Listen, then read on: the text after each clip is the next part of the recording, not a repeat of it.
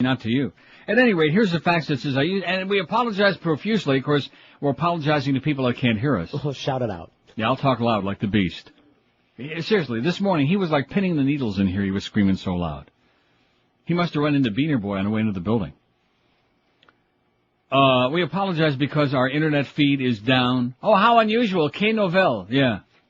Remember when her show used to be on Kay Novell? She was on right after Kay Ballard. But, no, it's just another piece of crap because, from a technical standpoint, we're just, over the limits. Last night, they had 75 ball games going on all at the same time on 125 different radio stations. There were people bouncing off the walls in here that they were so psychotic trying to get all this stuff on the air. Are we back up? Should be. Now, what do you mean? Duff said yes and you say should be. Duff says should be back up. That's what he quoted. Oh, it should be back up. Well, what does that mean? In the future or like now? He's not now. I'll find out really quickly. Oh, what a place. What a place. This is called spreading yourself too thin. And then, of course, on top of that, after broadcasting 50,000 different ball games that nobody gives a crap about against a bunch of girls' schools and exhibition games, and the Marlins losing their 500th in a row, then we got Pharrell doing a show from the Bahamas, which he can't hear us and we can't hear him, and he's talking a language that nobody understands, which is fine. What is it all about? What the hell? We're back up. Now, let's hear it. The feed is back up. So you people that are faxing me here, and I got one from Alan in Alexandria, I got one here from Jim, and get your internet feed. Okay, we got it going, but thanks for alerting us, because otherwise what the hell would we know? Would we know? No. No. Am I right? Absolutely. Thank you. Don't forget Cadbury Dark Chocolate for those people listening on the web. Hey, listen, it's important to a lot of people out there. There are people, believe it or not, around the world who listen to this show on the internet. This is their life, which is pretty goddamn sad, but nevertheless. Well, they got these markets that have nothing in them. Like Winn-Dixie? Yeah. I've been there. Not no mo. Anyway, Cadbury Dark Chocolate, that's the cat's meow. That's where it's at. By the way, did I mention they caught a rat? Didn't I, in my attic? I don't know if you mentioned it on the air yet. But then there was another one crawling around yesterday, and John said it sounded like the trap, like that. Told you. Snapped. But then he said after that he heard some. Now, see, I don't really know how those work. Now, you would know since you're an outdoorsy kind of backwoods yahoo. That's me, yeah. Now, mouse traps I know, because the mice are like little, and the mouse trap snap, and that's it. Bye-bye. But like a rat trap or a coon trap or something like that. Well, Same deal. The rat trap's just bigger, snaps them just as dead. So in other words, they're like dead immediately when the thing snaps? What, a few seconds. Because he said it sounded like it was crawling around or something, like afterward. They do some death throws there for a while. They do like the death dance? Yeah, they writhe and kick and, Well, yeah. I'll be damned. That's bad. No, see, that makes me feel, well, Whatever. No, it wouldn't, no. If it was a little mouse, it would make you feel bad. Yeah. When I lived in Howe, Indiana many years ago, when I worked in Sturgis, Michigan, WSDR. Sturgis, Michigan, what a place. Hey, they had a place there. We used to go to lunch every day. They had the best goddamn clam chowder in the Midwest. I used to, for lunch, what I would get was 2 big bowls of clam chowder. That'd be my lunch. Nothing else. No entree, just the chowder. I could bathe in it. It's great. Ooh, man, I do love that stuff. I can't remember the name of the restaurant. And, of course, in Sturgis, Michigan. But anyway, so I lived right down to Hershey Highway, because Sturgis is right in southern Michigan by the Indiana border. And I lived in this little tiny town called Howe, Indiana. Okay. Right down a street from Del Pletcher's farm. Del Pletcher was a harness driver that got kicked out of every track in North America. But at any rate, Mice. Huh? Mice. Well, you don't interrupt me when I'm talking about Del Pletcher. This is important stuff. So anyway, one day, and I was thinking about this yesterday. I'm wondering how much rent did I pay, because I rented a house. And I don't know, maybe it was $100 a month or something like that, because back in those days, how much was I making? $125 a week or something? Not much. You're a millionaire. Yeah. No, seriously. This is 1966, I'm thinking. Yeah. Okay. So anyway, I'm out there in the country, and I got a nice big old house that I'm renting, and I'm in the kitchen one day, and I look up on the cupboard, and sitting there, it looked like a scene from a Walt Disney movie. Sitting on the cupboard, looking me right in the eye, there's a little mouse. Cute little mouse. Yeah, nasty creature. Kill it. So I got a broom, and actually I was trying to kill the damn thing, and they run like hell. Yeah. Somehow I got it out of the house. It just hauled ass. Hauled its little ass.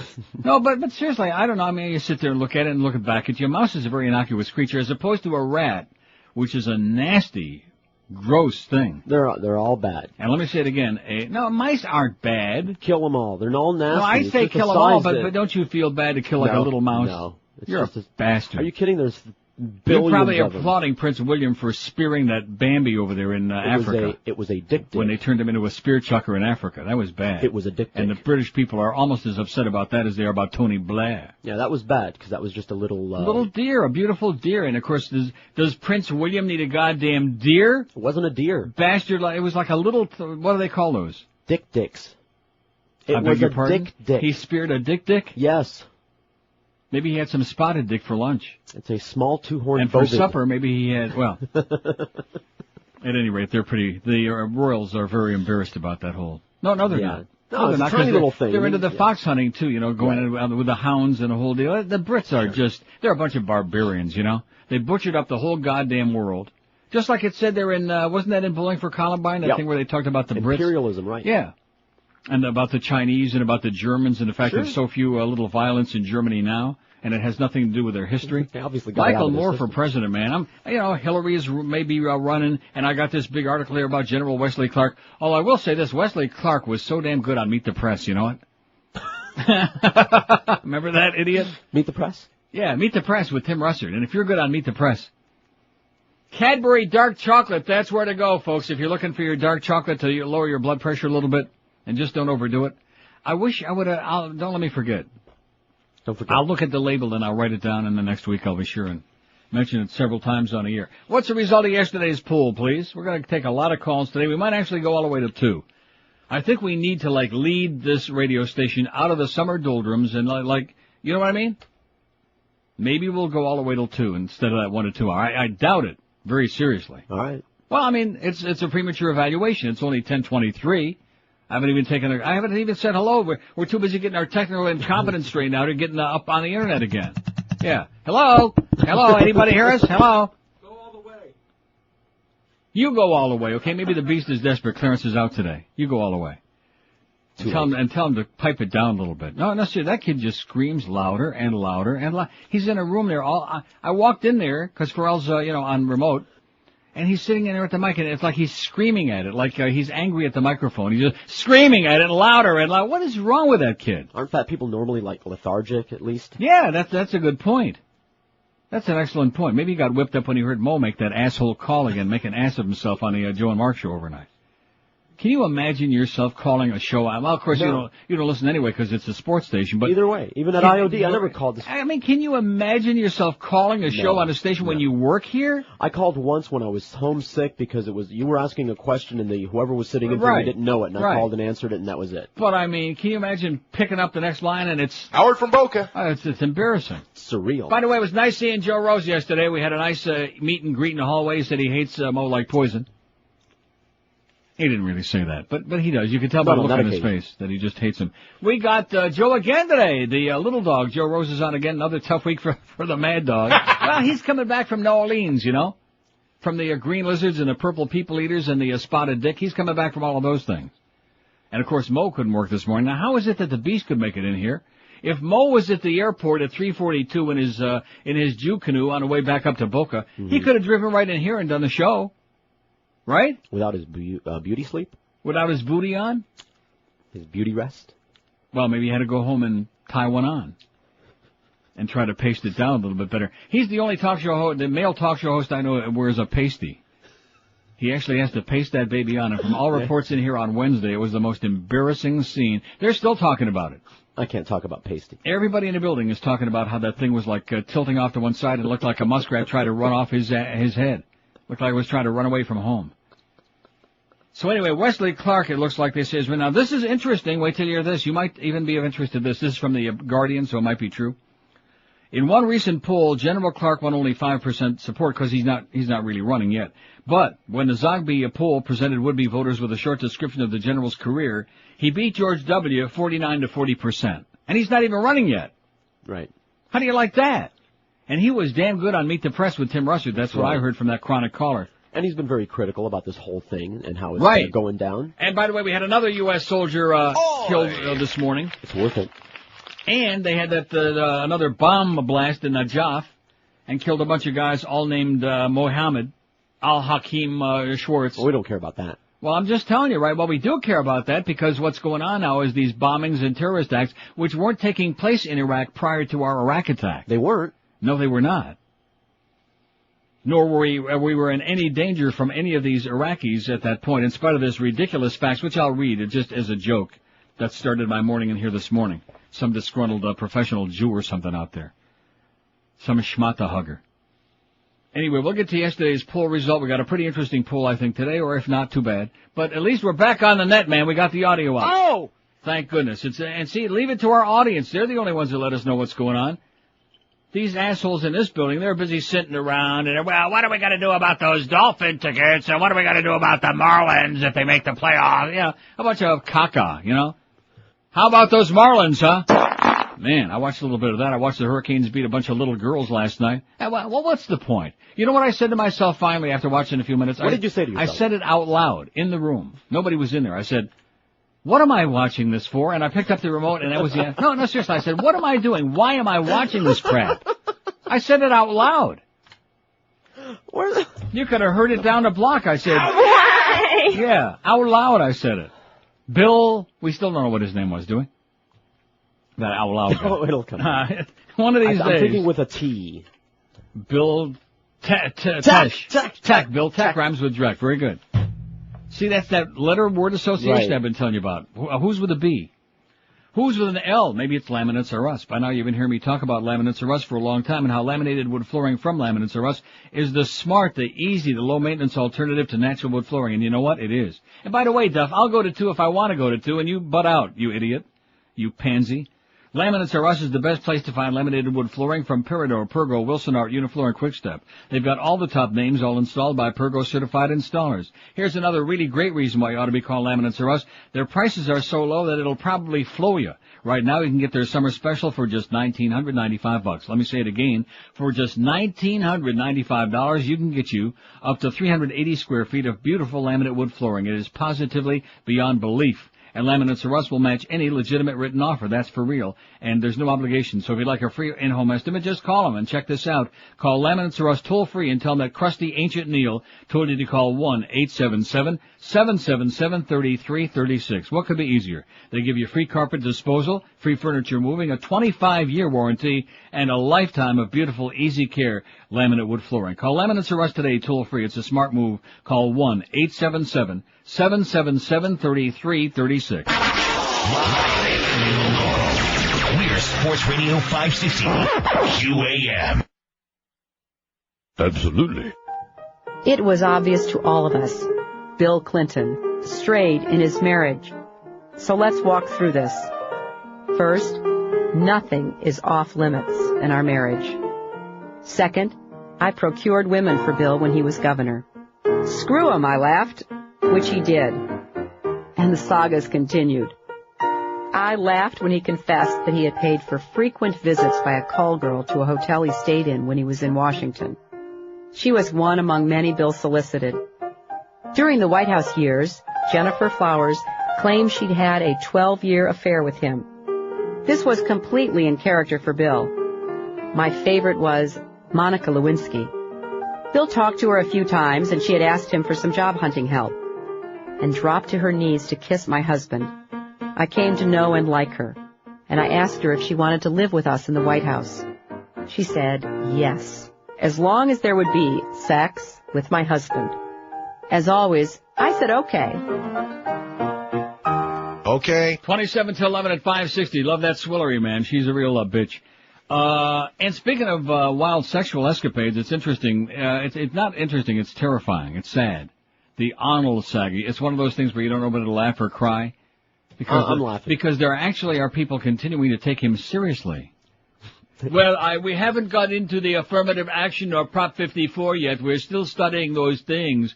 And then the thing about the 1977 interview with We magazine, as in wee. I know Joe Rose likes it. But at any rate, I wasn't planning a life in politics then. I wasn't running for governor of California. Just the way he says it. And he's sitting there with those little kids talking about he's going to be the education governor. He wants education to be the priority. And he's been in the country 35 years and speaks like he just hopped off the goddamn Nazi boat. Am I right? Yeah. Who the hell is he kidding? Everybody. I bet you his daddy was good buddies with Hermann Goering, you know what? What a pile of crap. And they're taking, oh yeah, we haven't gotten around to that yet, affirmative action. And these people are coming on the talking head shows and they're arguing vehemently there about, well, he's got positions on it. He hasn't got a freaking clue, okay? The only position he's got is the prone position with whoever he's happened to be piling on to at the moment. Then come to find out, of course, you know about those bodybuilders, don't you? I want to give you a kiss. Yeah, that's what they say to each other. Sure. Bodybuilders, male models, all of these things, you know? There's one common thread there. Right. And evidently the interview not only dealt with heterosexual sex and gangbangs and orgies, etc., but also with homosexual sex. And naturally, you can go on the internet now, and people have been faxing me this stuff. Everybody knows who's interested in finding it. There's 80 zillion of those naked pictures of Arnold on there and all that crap, you know? He's a clown. He's a cartoon character. How about Wile E. Coyote for governor of California? Why the hell not? You know? Super genius. Anything. I wasn't planning on being governor of California. So that therefore excuses him being a wild degenerate and like screwing everything with a goddamn skirt or a pantaloonies on. Yeah. But he wasn't going to run for governor of California. It's a comedy show. It really is. You forget about the crying part because we don't live there and sure as hell never will. But you just have to laugh at them. Sure. And what a bunch of assholes they are. What? We can't talk anyway. No, that's right. He's a hell of a lot smarter than our governor. We got the education governor with his devious plans to subvert the will of the goddamn public. Well, hey, listen, how much more devious can you be than to call your brother up at 3:30 in the goddamn morning and say, hey, don't worry, the fix is in, you won. You know, how much more devious can you be than that? Don't sweat it, bro. Yeah, don't sweat it, bro. You won. What? Yeah, you know you won. I got you. They're over there in Texas pacing up and down the floor on the ranch and having a nervous breakdown, and Martha kept flipping her wig all around, whatever her name is, Barbara. And don't worry, it's in. You got it. Kate Harris and I are sitting over here. We're laying down over here together. We're having a nice cocktail. Who had the tail? Oh, yeah, I don't know, but I can tell you who had the votes. 1,253 votes on our poll yesterday, speaking of that. Yeah, we're going till 2, Duff, just to make him happy, okay? He's so hopeful. Because you see what a pussy he is. He doesn't like the fact we've been doing for a couple of weeks that I want to do. He despises it. Why? But because he figures we're copping out. We're taking the lazy way out. He knows it's not good for listenership. And he's right. He's right, but it's better than sitting here that hour begging for calls or talking to the same. I noticed that the same people in this building who probably are upset about that, they don't have the balls to go in there and say like to Mo, hey, we don't want to hear Juan every day, or Richie from Boar's Head or Mark the Jets fan. It's bad radio. It's crap. They won't tell him that. Oh, that'll be the day. Yeah, exactly. That's what Buddy Holly said. But boy, yeah, do the 1 to 2. Go all the way till 2. Maybe we will, and you know what? Maybe we won't. You'll have to stay tuned. Muff, and everybody else too. We'll do whatever the hell we feel like it and still get paid. That's the best part, knowing that. Right? Oh, yeah. And it'll still be a big improvement. The 1 to 2 hour free. You know what? If we just played that same Hillary bit the whole hour, still have a bigger number than the rest of the station, so what's the problem there? With all the Hurricanes, they covered. I mean, they had, you know how many seconds they played before they scored the first touchdown in that game? About 30, man. Yeah. It was like there was nobody else on the field. Going for a walk. Like a bunch of little children. And you looked up in the stands, there was nobody there. Pharrell had it right. He said it was like a scrimmage. It was even worse than a scrimmage. And we're putting it on there like it's like it's a happening, it's a major event, and this is a great start, and, you know. And what the hell is that kid, the quarterback for UM now? Tommy Dorsey's successor? Huh? No, what is his name? Oh. See, I can't ask you. I know. Christ, Sorry. Thank God we used to have Beaner Boy in there before you got all screwed up, before you peddled him some bad crap. Don't lay him down. Berlin. Brock Berlin. Now, I really can't tell what he looks like because he's got his helmet on here in this picture. I think basically he's pretty ugly. Although at least he's white. You know, we got one or two token white guys on the team. But I think he's ugly. So who the hell needs him? Plus he's Martin. They're already attacking him. Then I heard a call to Geldy this morning, which Geldy's either a little slow or he was too embarrassed by it. We'll get to the poll result momentarily when I feel like it. But it was from some dark-complected caller who's talking about Brock Berlin. Well, you know, they gave him a chance, and poor Ray Lucas, you know, they gave him a chance. It was a race thing again. And Geldy's saying, well, what does Ray Lucas have to do with the Hurricanes? And there was no answer to that. Well, I'm just throwing it out there, you know, poor Ray Lucas. Can I even begin to tell you how that affects me, how nauseous I get from that? Not People much. who view everything in terms of black and white are so tragic and so sad, so pathetic. Ray Lucas sucks, okay? He blows. Oh, too bad about that rape charge against the Marlins backup catcher, by the way, as if they didn't have enough problems already. But it's alleged. Right? Just like Kobe, it's alleged. Because we know athletes do not do stuff like that. Climb into windows. And we know that Arnold did not do those things because he wasn't planning on running for governor of California. He's illiterate. He can't speak the language. And I realized that since Bush stole the election that no longer is a prerequisite for holding public office in this country. But the man is freaking illiterate. More articulate than the president, though. He's more articulate than Jimmy Carter, I'll tell you that. Nuclear. Get it right. That's what this president said. Nuclear, as in North Korea. You know, the axis of evil. We talk about stirring the hornet's nest again. Yeah. And just like that kid also called and told me that one day, that Bush liquor a few months ago. Oh, thank you, Mr. President, for the lower gas prices. Right. We got record high gas prices. We got kids getting killed every day. Another one this morning in Iraq. We've got terrorist attacks going on over there, which prior to the Iraq attack, there weren't any. Either by Iraqis anywhere or in Iraq. Wasn't happening. Wasn't taking place. And the people that were being slaughtered, well, that goes on all over the world. Was no skin off our ass. But now, with Americans dying over there every day, it's plenty of skin off our American ass. Not to mention, of course, the skin off of your income, because we're talking billions and billions and billions and freaking trillions of dollars. God only knows how much money to try to get out of this mess that they stuck us into. And the public is sitting back going, how about that Arnold, huh? In California. Oh, I better give you that poll result when we come back. Live and local. This is Sports Radio 560 QAM. 12 inches in football. I like it. I like it.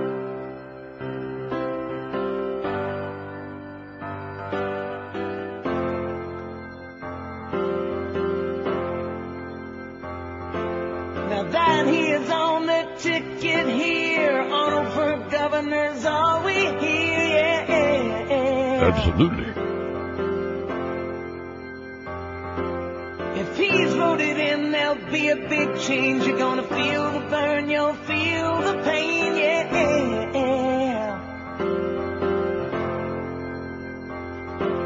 The laws he plans to pass include ones to pump you up like a balloon, yeah.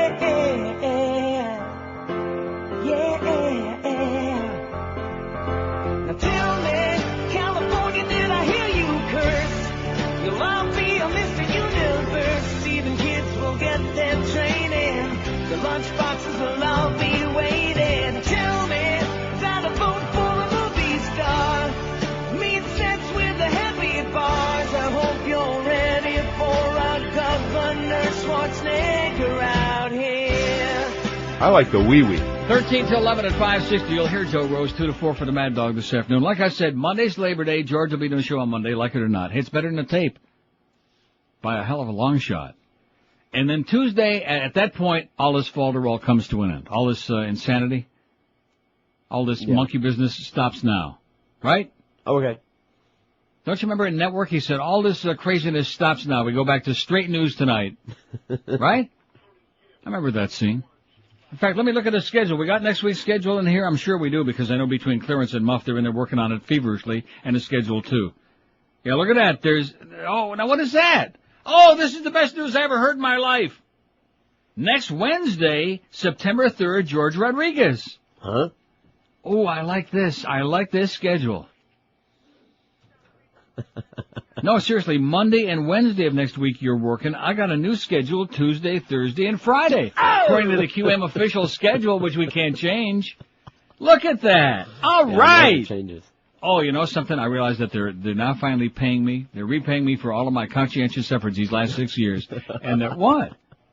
This is sensational. Wednesdays and, what's the other? And Mondays off. And holidays. And that long summer. This is phenomenal. Thank you, Duff and Clarence. I really appreciate it. How many days am I going to work next year? About 30, man. All right. In fact, I wouldn't be surprised on line 6 if it's the retired guy. Hello? WQAM? Hello? Yes, sir.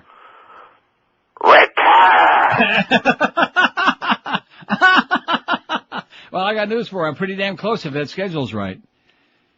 That was good. I like the way that worked out, you know. Was that him, do you think? No. You don't? Not the real one, no. But he was very close. That was very good, sir. You get high marks, okay? About an 8.5. On a scale of 50, we give you about 30, man. Not too bad. Okay, yesterday, and they got 821 cases of West Nile virus in Colorado. All right. What are you doing? No. Sit on it. I'm not letting you touch that schedule. Put it under your butt. You can't have it. No. Sit on it. I'm not giving it up. Duff just gave me one. You won't find no schedule no more. I'm hiding it. I'm sitting on it. I sat on it. I wiped my ass with it, okay? I stuck it on top of Moe's piece to cover up the bald spot. So that's an error? Is that what that is? No. Come on. It says right here, Wednesday, September 3rd. George Rodriguez, 10-2. I like it. Oh, but the good news is, Thursday, at 1 o'clock, it's Marlins on deck. We got the Marlins and the Pirates next Thursday. Oh, this is great. Like I said, if you're ready for us to go back to the regular schedule, hold your breath. We're just going to take our sweet time. When you folks decide that it's time to get back to life, let us know. Send us a telegram. Put a bottle in Biscayne Bay and send us a note, okay? Then we'll know it's time to go back to working again.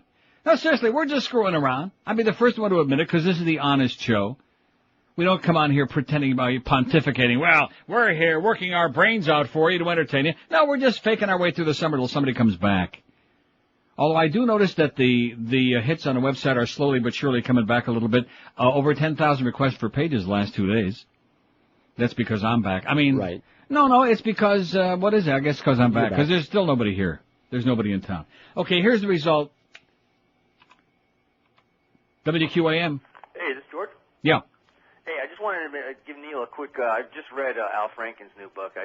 How is it? Oh, it's awesome, man. I'll bet. It's awesome. I was just going to recommend it to him. And now, which day did that come out? It's only been out a few days. Oh, is this Neil? Yeah. Oh, I'm sorry. That's okay. I like stringing you along. Yeah, it just came out, Because see, a lot of times people will say stuff to George that they're terrified to say to me, so it works out real good that way. Oh, okay. No, like that Neil's an asshole, stuff like that. No, I love you, man. Can I finish? I did my homework. Watch Bowling for Columbine, man, that was great. Dynamite. What an eye-opener. Yeah, but, it's a real fly-opener. I guarantee you read Franken's new book, you're going to be reading excerpts for the next I'm glad you mentioned that, because I'm going to go out and get it later so I can read it on a plane when I get out of here this weekend. You'll love it. They pulled it out of the back. It wasn't on the shelf yet. I guess they just got them in. But now they're probably hiding it back there, these right-wing bastards. You got to read the chapter on Ann Coulter. Oh, I can't wait. They have a whole chapter on Bill O'Reilly. It's awesome. What scumbags these people Amen. are. Lying scumbags. Yep, and can you imagine what's in their closet? Oh, yeah, I can imagine. But, Neil, I can't wait to hear your comments on it after you read it. I'm going to get it this weekend. Thanks, Pally. Right, thanks for the reminder. Bye. Okay. By the way, Ann Coulter. You bitch, you slut, you whore. We hate you. Everybody with a brain does. We know we're on to you. Lying bitch, slut. 821 cases of West Nile in Colorado. There's a whole bunch of them here, which is a big piece in the paper on it this morning, including in, there's 4 already. Now, do you hear anybody saying, oh, gee, we better not let so-and-so come in. We better not let Brian Greasy out there at Dolphin training camp because he might have, like, some of those dangerous skeeters in his pants and maybe a brew or two in his suitcase. No. No, nobody says that. But assholes like George Corso and Miguel Escobar were saying back in the early part, back in June when I came back for a week, they were saying, oh, well, do you think we ought to let Neil come back to work right away when he returns from Toronto, or should he go into quarantine for 10 days because of the SARS, you know? You know, and the AIDS. Oh, yeah, that's right. I forgot about that. Speaking of assholes like Miguel. Well, what are you doing? What in God's name is he doing? Now, has he got, I don't know. It's did you important. put another perverted picture on our website? Did you put another guy pitching a tent?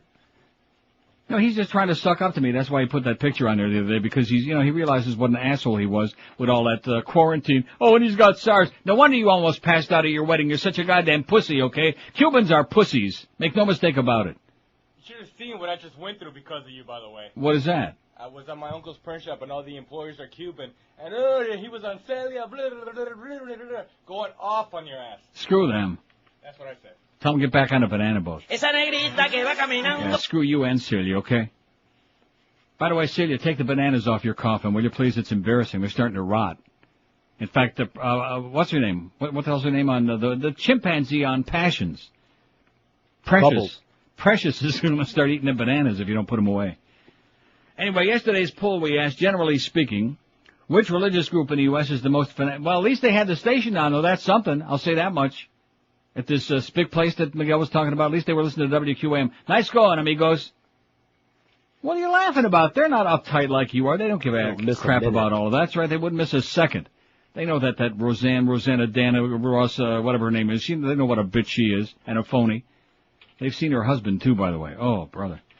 Generally speaking, which religious group in the U.S. is the most fanatic, we asked yesterday. 1,253 votes before we finally shut that baby down.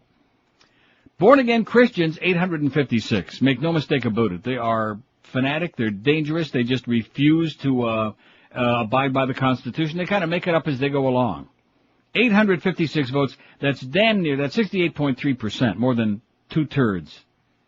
Jehovah's Witnesses made a nice showing, coming from nowhere into second place, 132. Even beating out Muslims, 127.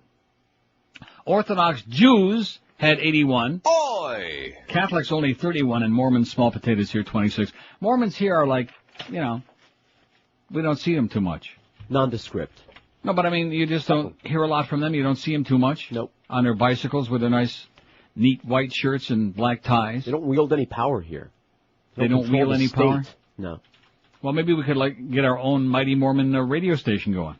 Okay, Mighty Mormon Power Rangers. Power Ranger Radio Rangers, right. Sounds good to me. So there's your 1,253 votes, and the essence is, the bottom line is that born-again Christians need some help, okay? No, I take that back. We need some help and protection from the born-again Christians. And I know we have a few in our audience, and please, reconsider. That's my suggestion to you. Reconsider your evil ways, okay?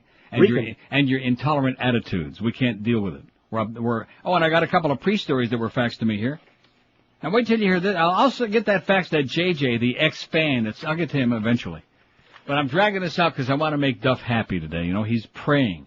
He's in there rubbing his legs together like a grasshopper. Don't grasshoppers do that? Crickets.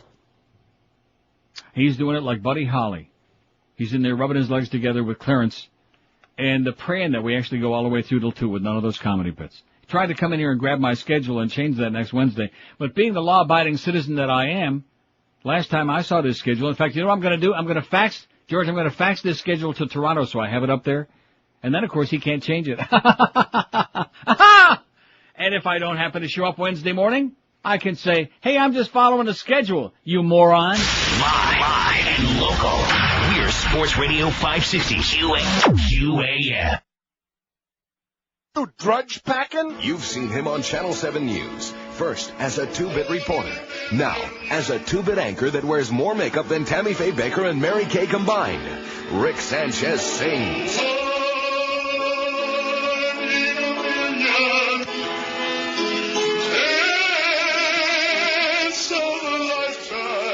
Hear the dulcet tones of the man who brought you Crime Check, Rick Sanchez. La cucaracha, yo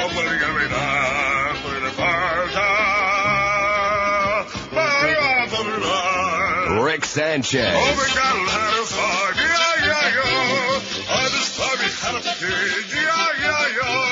Rick Sanchez sings. Give me a home with a Don't miss Rick Sanchez in his pasty-faced tour over Hialeah. It's one show you won't want to miss. Steak for a good one.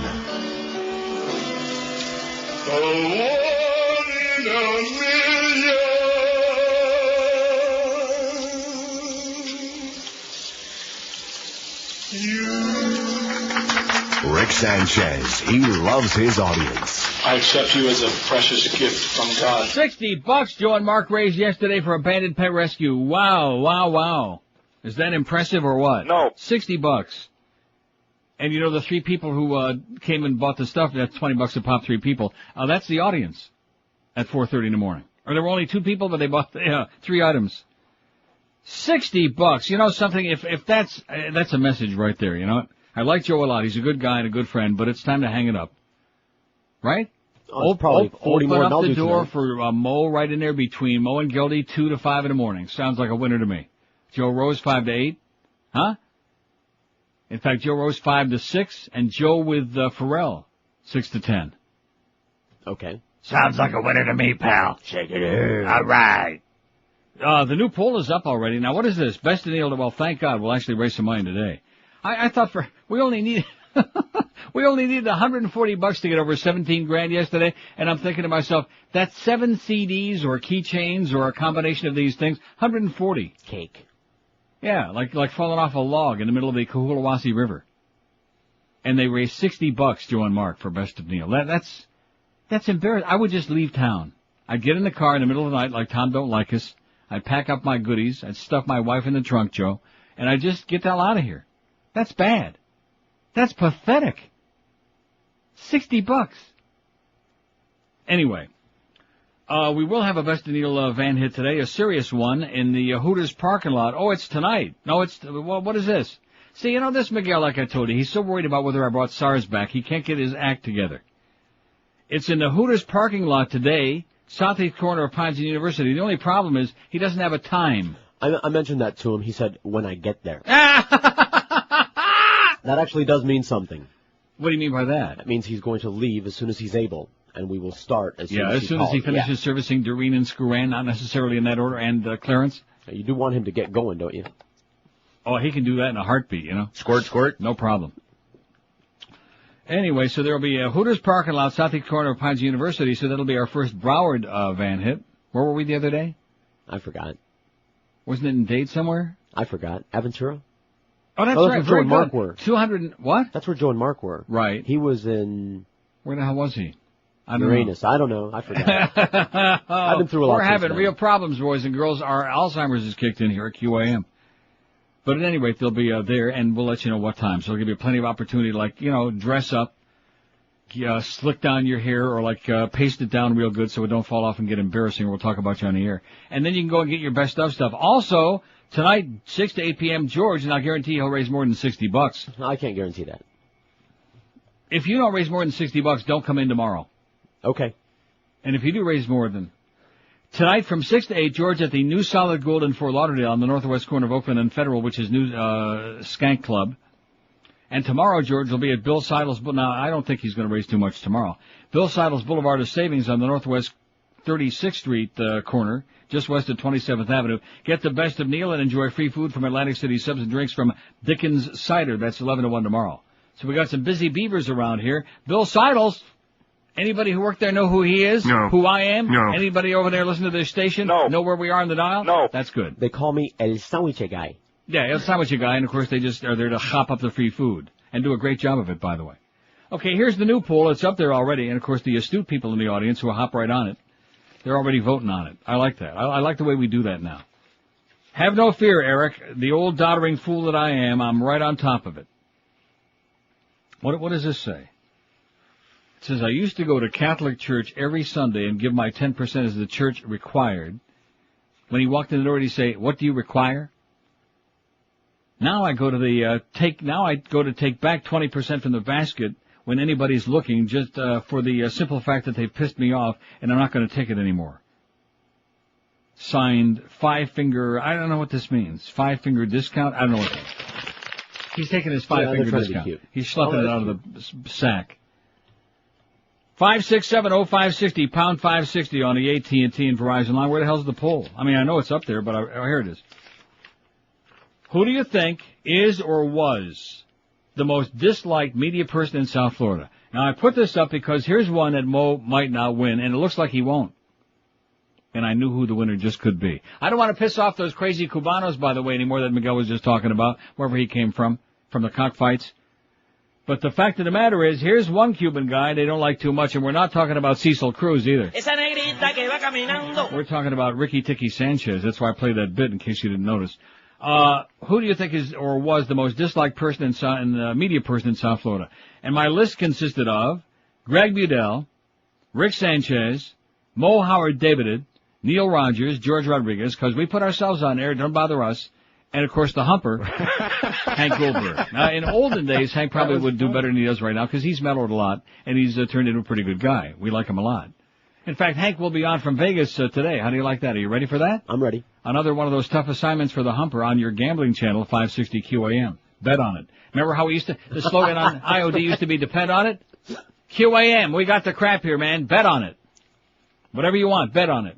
And there's already 77 votes on there, as in 77 WABC. Cousin Brucey, by the way, is an asshole with an even worse hairpiece than Mo.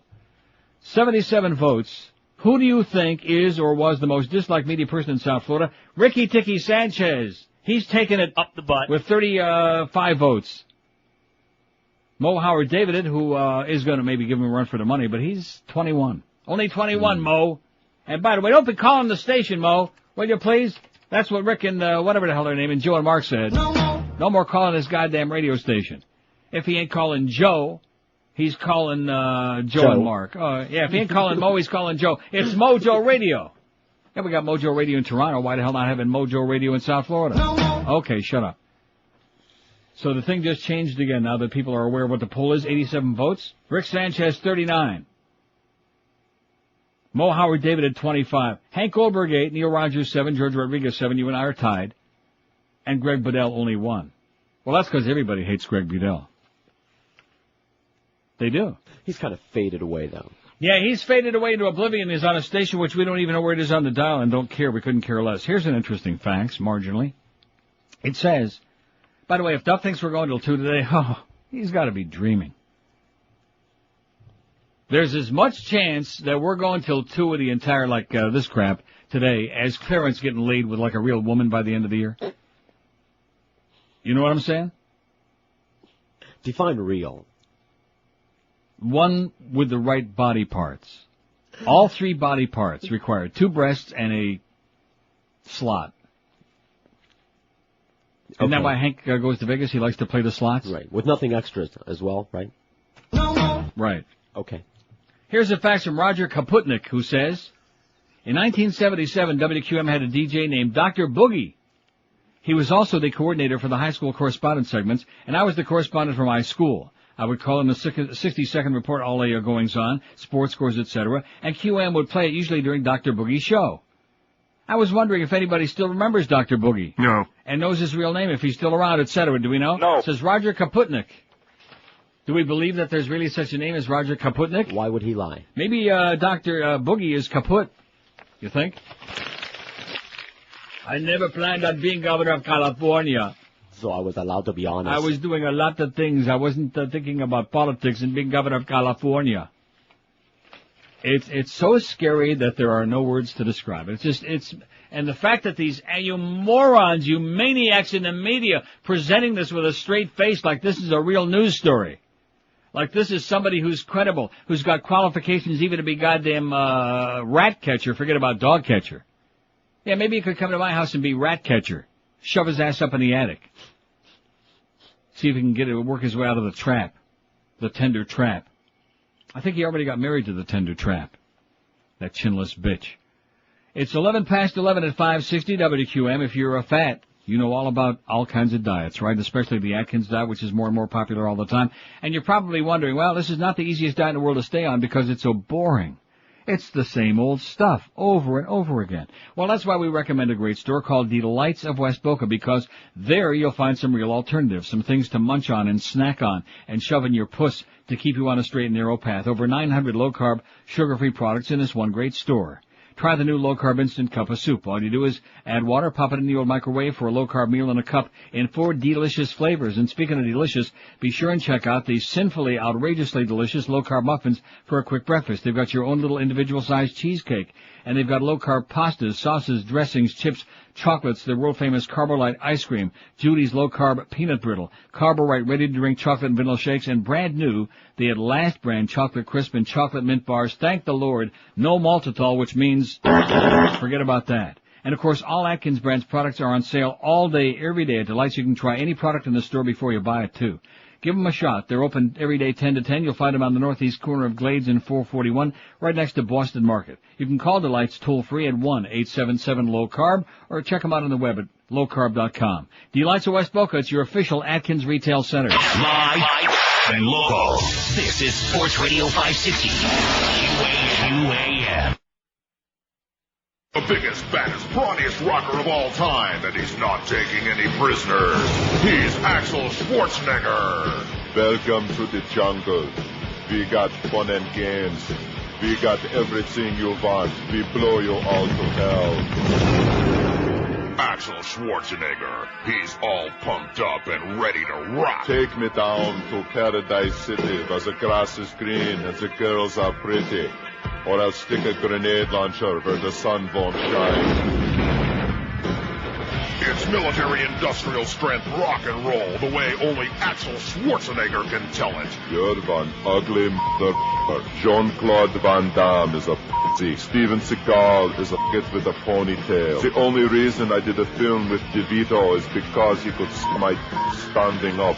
It's Axel Schwarzenegger exclusively on Terminator CDs, records, and cassettes. If you don't buy this album, I'll be back. What a fan thought that is. 11:17 at 560 WQM. Ruth Buzzy is on Passion. She's the nurse. I mentioned that yesterday, but like in the middle of all that crap. I just wanted to mention it again. That is Ruth Buzzy. She's a hoot. Okay. You don't remember Ruth Buzzy from Life? Life? I do. Sure. And other things. Yes. Like what? Stuff. Authorities, speaking of stuff, as in stuff it somewhere, this kid, they ought to slice his balls off. Right on national TV. Slowly. They ought to have on John Walsh. Authorities to arrest teen in internet blaster attack. All you punk asshole kids out there who think you're a bunch of wise guys dicking around, hacking in this computer and hacking in that. Hack this, okay? Hack the wife, like OJ. Virus writer. Yeah, you virus spreaders. Man.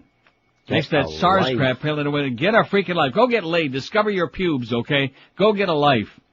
And, of course, these are the kind of kids who can't get laid. Right. It wouldn't surprise me if one of these days you're going to come in here and there'd be like viruses all over the whole damn building computer system started by Clarence. To get You hear what laid? I'm saying? Yeah, I know. Because he can't get laid. Even Duff turned him down this morning. The first step in getting laid is to step away from the computer and leave the house. No, they think the first step in getting laid is going online and doing those chat rooms. Chatting it. With Gertrude, whose real name is probably Richard. Right. Well, it's worked for some people. Anyway, U.S. cyber investigators have identified a teenager as one author of a damaging virus-like infection unleashed weeks ago on the internet and plan to arrest him early today. Maybe they already got him in custody. You think? I hope so. I hope they just chop his penis off if they can find one. The 18-year-old was accused of writing a version of the damaging blaster computer infection that spread quickly across the net, the official said, speaking on condition of anonymity. The official asked that further identifying information about the teenager not be disclosed till the arrest. Further details expected to be disclosed today by the FBI, U.S. Attorney's Office in Seattle. A spokesman for the U.S. Attorney's Office there, John Harting, said there have been no arrests made, yada, yada, yada. In other words, they're not saying yet. Collectively, different versions of the virus-like worm, alternatively called Lovesan or Blaster, snarled corporate networks worldwide, forcing Maryland's motor vehicle agency to close for one day. The infection inundated networks and frustrated home users. Symantec Corp, a leading antivirus vendor, said the worm and its variants infected more than 500,000 computers worldwide. Experts consider it one of the worst outbreaks this year. And for that, this kid, I think we just tie him to a goddamn telephone pole and let everybody whose computer was dicked up by his virus come along and with a baseball bat and just beat the crap out of him until there's nothing left. Right? Like in Casino, just beat them to death with clubs and bats. I'd like to come up like with one of those, what do they call those real sharp cutters, like an awl? Awl is like pierced. Like a fillet knife. Oh, that would be good. Like one of those knives that Chef Tony sells on the infomercials. Right. Yeah, one of those real paper thin that slices your balls right off. Even worse than a Ginsu knife. In fact, what we'll really do is we'll just have Chef Tony stand there and give him dirty looks for hours. That's the kind of punishment this punk deserves. By the way, Chef Tony, lose some weight, you fat little tub, you little round man. It's one thing to be fat, which I've been for a long time, but it's another thing to be a round man. You know what I mean? Like the Beast. Beast is a round man. Short, fat. It's bad Short combo. and fat, like Chef Tony. It's what? A bad combo. Oh, it is really bad. Also, speaking of the internet and a lot of hanky-panky going on, revealed how the RIAA tracks downloaders, eh? The recording industry is providing its most detailed glimpse into some of the detective-style techniques it's employed as part of its secretive campaign against online music swappers, most of whom are doing poppers. The disclosures were included in court papers. Do straight guys do poppers? Is that like locker room, that stuff that you see? Amyl nitrate. No. I bet you there's some straight guys sure who do there poppers, are. mostly faggots. Now, why is that? Don't know. Ask Beaner Boy, he'll tell you. He's got some better stuff. The disclosures were included in court papers filed against a Brooklyn woman fighting efforts to identify her for allegedly sharing nearly 1,000 songs over the internet. The recording industry disputed her defense that songs on her family's computer were from compact discs she had illegally purchased. Right. According to the documents, the RIAA examined song files on the woman's computer and traced their digital fingerprints back to the former Napster file-sharing service, which shut down in 2001 after a court ruled it violated copyright laws. The RIAA, the trade group for the largest record label, said it also found other evidence inside the woman's music files suggesting the songs were recorded by other people and distributed across the Internet, the wicked, wicked Internet. Comparing the Brooklyn woman to a shoplifter, like what's her name? Winona Ryder. Winona Ryder. The RIAA told U.S. Magistrate John M. Facciola that she was not an innocent or accidental infringer and described her lawyer's claims otherwise as shockingly misleading. The woman's lawyer, Daniel N. Ballard of Sacramento, California, said the music industry's latest argument was merely a smokescreen to divert attention from the related issue of whether her Internet provider, Verizon Internet Services, Inc., must turn over her identity under a copyright subpoena. You cannot bypass people's constitutional rights to privacy, due process, and anonymous association to identify an alleged infringer, Ballard said. And it goes on. Yada, yada, yada. Now here's the facts from one of our regular faxers who really slipping today. Bad move, okay? Very bad. Very unfortunate. I realize there's a lot of pressure on. It's a big Labor Day holiday weekend. Hurricanes beat up on a girls' team last night. There's enormous pressure on. But to send me an idiotic facts like this when we're taking one of our very scientific, highfalutin polls today, it's unacceptable, is what it is. And I sure wish I wouldn't have eaten that grilled cheese. It was very good. That's another thing that's going to save my life. That being out of here is not all that Howie's isn't going to be sitting there. Because I had a little bit of bacon today. You noticed I didn't eat too much of that, even though they had 40 pounds of it again. But since there were about 75 sandwich grilled cheese in there with Zach's name on it, I figure I'd do him a favor and I'd steal one. That was the Zach stack of sandwiches. The Zach stack, yeah. What a pig you are, man. No, seriously. If his family could see the amount of food in there with his name on it, there's like 100 pounds of food sitting in a gigantic cardboard box. How many pounds have Zach's name on it? About 30, man. Yeah, 30 pounds of food. And he's talking about diet, and, you know, he's another fat slob like me. But at least I admit it. I'm not putting on any act. I'm a fat slob who can't resist, especially a grilled cheese sandwich. Buttery. Bacon and butter. That was good. And, of course, the butter makes everything slide out like... Yeah, you're going to need some long bits in that 1 o'clock hour, I think. Why is that? No, this wasn't one of those. This didn't have all the butter on it. Oh, okay. Have you never had Howie's grilled cheese? No, as a matter of fact. I think there's one in there from like last Tuesday. No, thanks. Should be really ripe by now. I got my Howie's. In fact, it's growing its own cheese on the outside. It's a double cheese. Got original American cheese on the inside and the own newly fermented cheese on the outside. Anyway, this fax is so idiotic it says, you have to include, along with Rick Sanchez, the other two disasters on the now unwatchable Channel 6, Jose Diaz-Balart and Jackie Nesbrow. See, this David, and this is one of our regular, not the Chronic David, but another one. You didn't read the question. Granted, those people are annoying. Granted, they suck on the ear, but they don't engender. Even Angela Ray, as horrendous and embarrassing as she is on the air, she doesn't engender hate. See the difference, David? Are you getting it? No. I didn't think so. Who do you think is or was the most disliked media person in South Florida? Now, would Jackie Nesbrow or Jose Diaz-Balart or any of the other 600 Diaz-Balarts fall into that category? No. Of course not. I know someone who does that we left off. Yeah? Belkis. Spilkes Neray? Yeah, I hate her. Okay, well, let's get her on there right away. Belkis Neray. That's B-E-L-K-Y-S. Neray, I got no idea how you spell it. No one makes me... How do you spell Neray? N-E-R-E, I don't know. What? I don't know. Al Neary? He was in The Godfather. I really reach for the remote faster than anything else that can come on my TV screen. She gives me Spilkes. Old Belkis. Eyeball surgery doesn't make me reach for the remote. Belkis Neray. I think Eric knows how to spell that. If not, you hammer it out with him. Hammer it out with a hammer. Because I have no idea how to spell that. But she definitely deserves to be on there, because a lot of people not only find her annoying on the air, but they can't stand her. They hate her. N-E-R-E-Y? N-E-R-E-Y. Belkis, B-E-L-K-Y-S, N-E-R-E-Y. Belkis Neray, or as we call her in Little Italy, Spilkes Neray. Thank you, Miguel, who is at the Hooters lot now. Is he really? Yes. Well, I'll be goddamned. And he's sure going to raise a lot more than $60. Now, where's that sheet he gave me, huh? I'm wearing it? No, seriously, where the hell is it? He gave me the sheet. I got a copy. That's no fair. I got to find mine. It'll kill a lot more time. Southeast corner, Princeton University. Just a minute now. I got to find mine. Okay, I want my sheet. Well, that guy died. Isn't that a shame? Who? The guy that played, Cheswick? Cheswick died. You know that. They all do.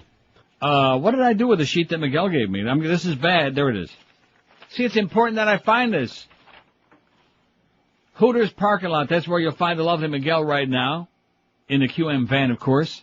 On the southeast corner of Pines and University. Now, when he says on the southeast corner, in the Hooters parking lot, okay. And you can get your best in the all that good stuff. And also, maybe he's got a few of those old Mad Dog keychains. And definitely the new Mo Howard David keychains. Right. Just be careful you don't catch nothing.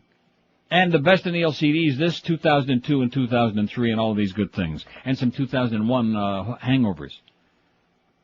Speaking of hangovers, how's Brian Greasy doing? 27 and don't forget George I'll give that later. Too many long promos on here. We got important business to take care of, like gambling business. I have to laugh my ass off when I hear some of the punks on this radio station, people with squeaky voices coming on here. Oh, you got to go to this sports book. They got the bet. Screaming and howling and carrying on like a bunch of overgrown wannabe graduates. VIPSportsbook.com. Even my close personal friend Dave Hagan knows it's South Florida's best sportsbook. Just ask him, he'll tell you. And of course, this is the time of the year, now that football's underway, that all the sports books, including about 60 on this radio station, or at the very least, about 30, man, start claiming they're the biggest or the best and make all kinds of bogus offers. But 99% of these bookies are in the jungles of Costa Rica. You might never even be seeing them again. So this year, move up in class. Be safe. Call VIPSportsbook.com. Hook up with these folks. You can really trust them. I said this year, make the switch to VIPSportsbook.com. It's the oldest and the largest sportsbook in the prestigious Netherlands, Holland, the Dutch. 100% legal and licensed too. Listen to me and call VIPSportsbook.com right now, toll free, 1-866-VIP-BETS. It's South Florida's best sportsbook. Forget about the other bogus imitators you hear on this radio station. They aren't worth a schmidt, okay? Sign up right now and you can bet on all the South Florida football and basketball teams, juice-free all year long. You want to bet on the Dolphins? Not always a smart thing to do, but it's only 100 to win 100. You want to bet on the Hurricanes? That's a safe bet. It's 100 to win 100. So forget about the VIG. All sign-ups get, do you know the VIG? The big what? All sign-ups get 20% cash bonus, not some funny money match play bonus. VIPSportsbook.com. Call them toll-free if you like. 1-866-VIP-BETS. That's 1-866-VIP-BETS. Be sure to tell them you heard about it right here on prestigious WQM, your gambling channel, for VIPSportsbook.com, where you be the VIP. Live and local. This is Sports Radio 560. QAM.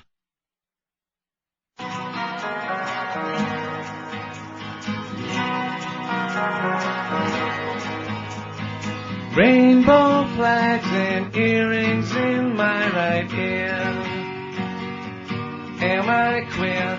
People stop and stare when we are near. Homophobia, we're just living life the way we want to. It's 'cause I'm gay and that is all. When people say those nasty, nasty things they do, it's 'cause I'm gay and that is all. It's just something they can't approve. Flaming screamers dressed up all in drag. It's so sad. They're the ones that make us all look bad. Oh, so bad. We're just living life the way we want to. It's 'cause I'm gay and that is all. It's why they say those nasty things they do. It's 'cause I'm gay and that is all. But it could be so hard inside you. Oh yes, so hard inside you, inside. Well, look at that. Blair's communications chief resigns, and over 75 dead from that bombing in Najaf this morning, including that big Mullah Bula. How do you like that? Well, we don't care about them anyway. Including that big Shiite Mullah Bula. They're all screaming, Shiite over there. They're pretty upset about it. So the insanity continues. It just goes on. And then you get a fax like this, and you just want to throw up your arms and say, who gives a crap? Phil in Mudgate, who's a chronic faxer, and I should have known a long time ago Phil needs mental help. Wait till you hear this. This will make you cry. It'll make you want to cry. Neil, stop being such a hard ass about Arnold. He is a bit crusty in his choice of words, i.e. stuff, But I believe he's sincere about his intentions to bring fair government to California. He is for social programs, which pisses off all the Republicans. Some believe he can convert some of the right-wingers to a more moderate, kinder, gentler fascism. And by the way, Neil, not all Nazis were evil. Most were propaganda victims, as most of the flag wavers in American society are today. Besides, it was Arnold's father, not Arnold himself, who was the card-carrying member. And then he goes on with the thing here, about bashing Bush, which is fine, but I mean, is this pathetic? Talk about getting sucked into a bunch of stupid crap. Oh, yes, he's got his positions on the social issues. Haven't thought about affirmative action yet, or about Proposition 52, about, or Club 54. See, I told you to make you, weak at the knees. I'm glad I'm sitting down. Right, that's right. This is how sad it is. Phil and Mudgate, you better rethink your position, okay? I think you belong in a prone position. Maybe you are in the prone position. Maybe you got into a bad bowl of grits and it gave you the schmitz or something, okay? Because this fax you just sent me is enough to bring a tear to my fly. It's enough to make my roids start boiling again. Or maybe it was that grilled cheese sandwich. I mean, stop and think about this, okay? Anybody, some schmuck down the corner can say... Just finish, okay? I'm talking to her. Okay, I don't know what you're talking about, but I have no memory of any of the articles. No, I had no memory of any of the articles about all that philandering I was doing and about all this screwing this one and that one and all of that, because I wasn't planning on their life in politics and being governor of California. What kind of an answer is that? Well, what kind of a horseball answer is that to the question? What does he bring to the table besides a big name? And a wife with no chin. Remember a horse with no name? He's got a wife with no chin. Name, money, that's all you need anymore, right? Name and money. And that's what else it. Is there? Absolutely nothing else. Well, he's on the social issues. Well, what the hell does that mean? Well, you could find Joe Smith down the street corner. He can give you give him 10 questions, and he can answer all 10 in a way that you agree with it. Does that make him qualified to run for office? No. Or to be dog catcher? No. Of course not. I'm for happiness. Some of you people are so goddamn stupid it makes, like I said, my hemorrhoids bleed all over this chair. It looks like the Randy Rhoads chair right now. I'm just bleeding over here. You bloody idiots. What the hell's wrong with you, man? Oh, God. Thank God for Canada, where the average IQ is at least a little bit larger than the average penis size. Christ almighty. And this crap I get, I'm not even going to dignify this fax I got from this ex-fan, JJ. Blow it out your ass. Bye-bye, Jay. And he's still out there. Jackass. Giving me a song and a dance about the Iraqi terrorists who are going to blow up some mall with my mother shopping in it. Oh, let me know when that's going to happen, Has JJ. there been one yet? An Iraqi terrorist? No. It seems to me that 15 of the 19 terrorists in 9/11 were Saudi Arabians. You know, the Saudis who are good, close personal buddies with your friend George W. and his family. And somebody just faxed me just moments ago, Saudi Arabia's $30 billion bonus from oil revenues. Right. Things get better and better for Saudi Arabia. Oil prices may average $27 a barrel this year due to the failure of the U.S. to restore pre-war production levels in Iraq, predicts the National Commercial Bank in its latest bulletin. I'm going to tell you, we are going to take it so deep up the old hole with this Iraqi thing. Forget about the loss of life if you can. I mean, we shouldn't, but just setting that aside. The financial hit that we're going to take, and is it for any reason? No. Other than absolute total incompetence, all based on a pack of lies by a bunch of lunatics like Richard Pearl and Paul Wolfowitz and all of these, and Rumsfeld, all these Farbissina Goyim, and whatever else they might be. And Jews. It's pathetic. They could hold a special 1-hour broadcast and make it mandatory viewing in all of America from coast to coast tonight and come on here and be honest and say, we lied to you, we had ulterior motives, this is what it was really all about, and you know what, the poll would say, well, 51% still support the president. It wouldn't make any difference. That's how mindless and how numb the American public is. Numb and dumb. Remember that movie, Dumber and Dumber? Yeah. God. Now, speaking of our poll, we'll get to your calls. I see a lot of lines frantically. We'll get there. We got to take our time because Duff insists that we go all the way till 2 with this crap instead of having a nice 1 to 2 hour comedy bits, which be a nice, easy way to, ease into the holiday weekend. It would be very pleasant, but Duff doesn't want to make life pleasant for us, which is why he also wants to scratch out my day off next Wednesday, which Greg was probably giving me that day off just as a way of a token of thanking me for continuing to be number one. And being the cash cow. A bonus. The cash cow of this radio station, right. Ever see me with Elsie the Board and Cow together? No. I see your udder. Yeah. That's what you think. 193 votes. And by the way, one thing about being a fag is you don't have to have a big penis to satisfy your woman. No, you don't if you're straight either. I had a fabulous line. 194 votes. But this isn't the Pharrell show, okay, with a big package. We're just keeping it nice and clean with that real clean family of wholesome entertainment like Mo talks about, that we're still waiting to hear. 194 votes. Who do you think is or was the most disliked media person in South Florida? We apologize to Mo because it's a very boring poll, even though he's on it, though. So I guess it must... See, the poll the other day was boring because he wasn't on it. The dead people? Oh. Maybe he will be soon. Anyway, Rick Sanchez, 100 out of 194. 194 already, not bad. In fact, when the hell did I read the first poll? Like about 10:45? No. Yeah, 10:40. Mo Howard David at 54. He's only a little more than half of what Rick Sanchez has got. You just can't hold a candle to Rick, I'll tell you that. Hank Goldberg, 13. George Rodriguez, 12. Neil Rogers, 10. You got me beat by a pair. Greg Bedell, 4. And Spilky's Neray's only got 1.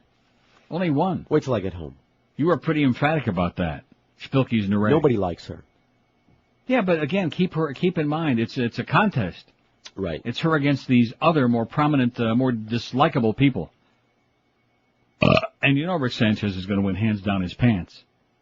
He is just, in fact, even if we would have just taken out the word media and just said the most disliked person, we could put Joe Carollo on there and the Mayor Pinga Pequeña and all kinds of evil people. Hitler. Like my mother. Evil people. My mother. Your mother, too. Your mama.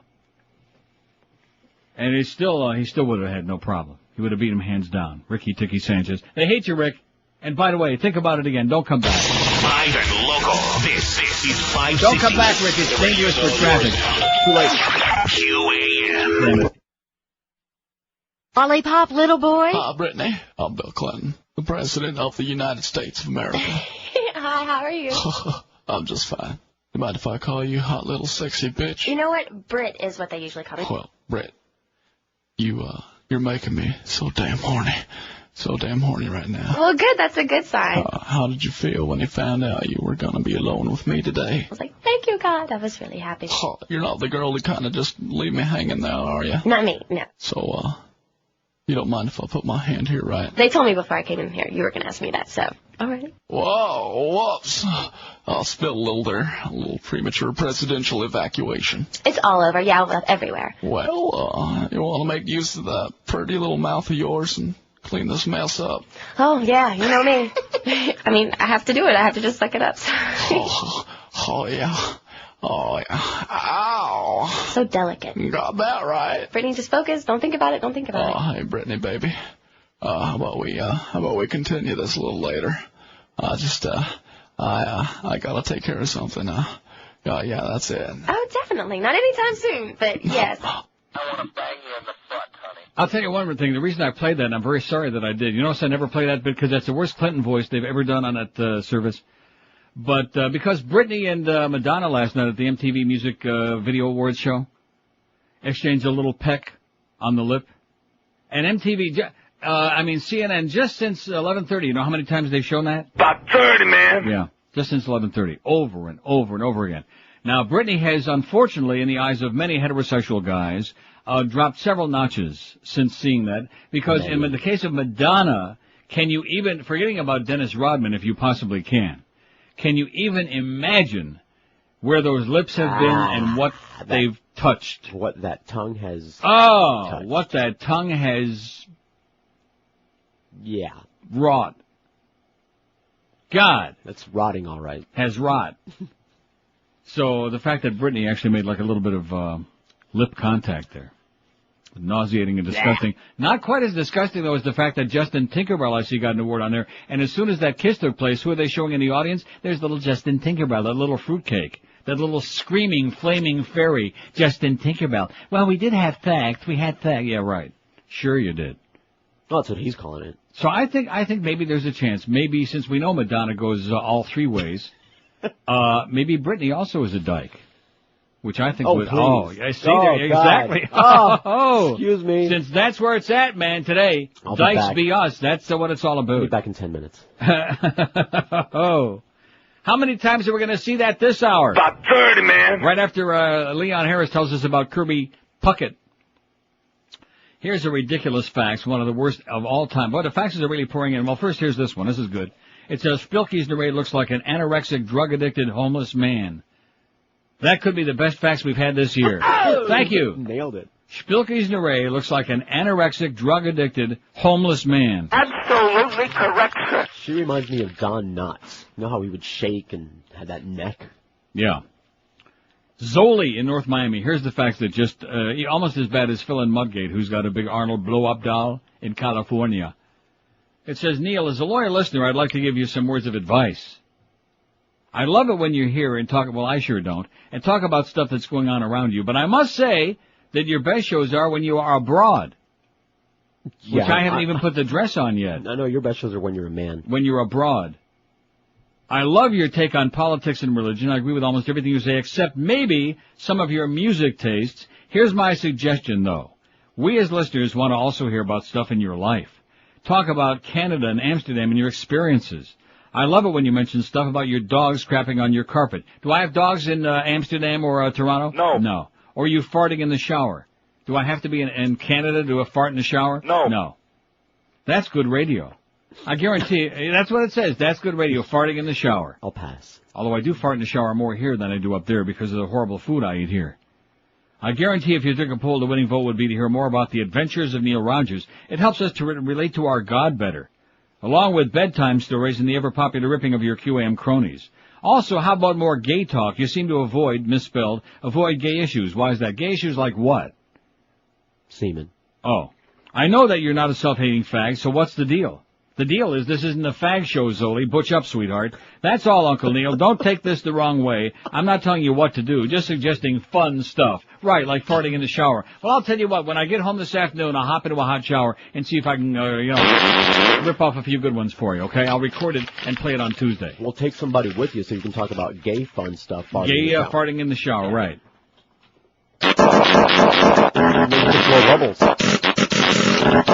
There you go. A group gay shower fart.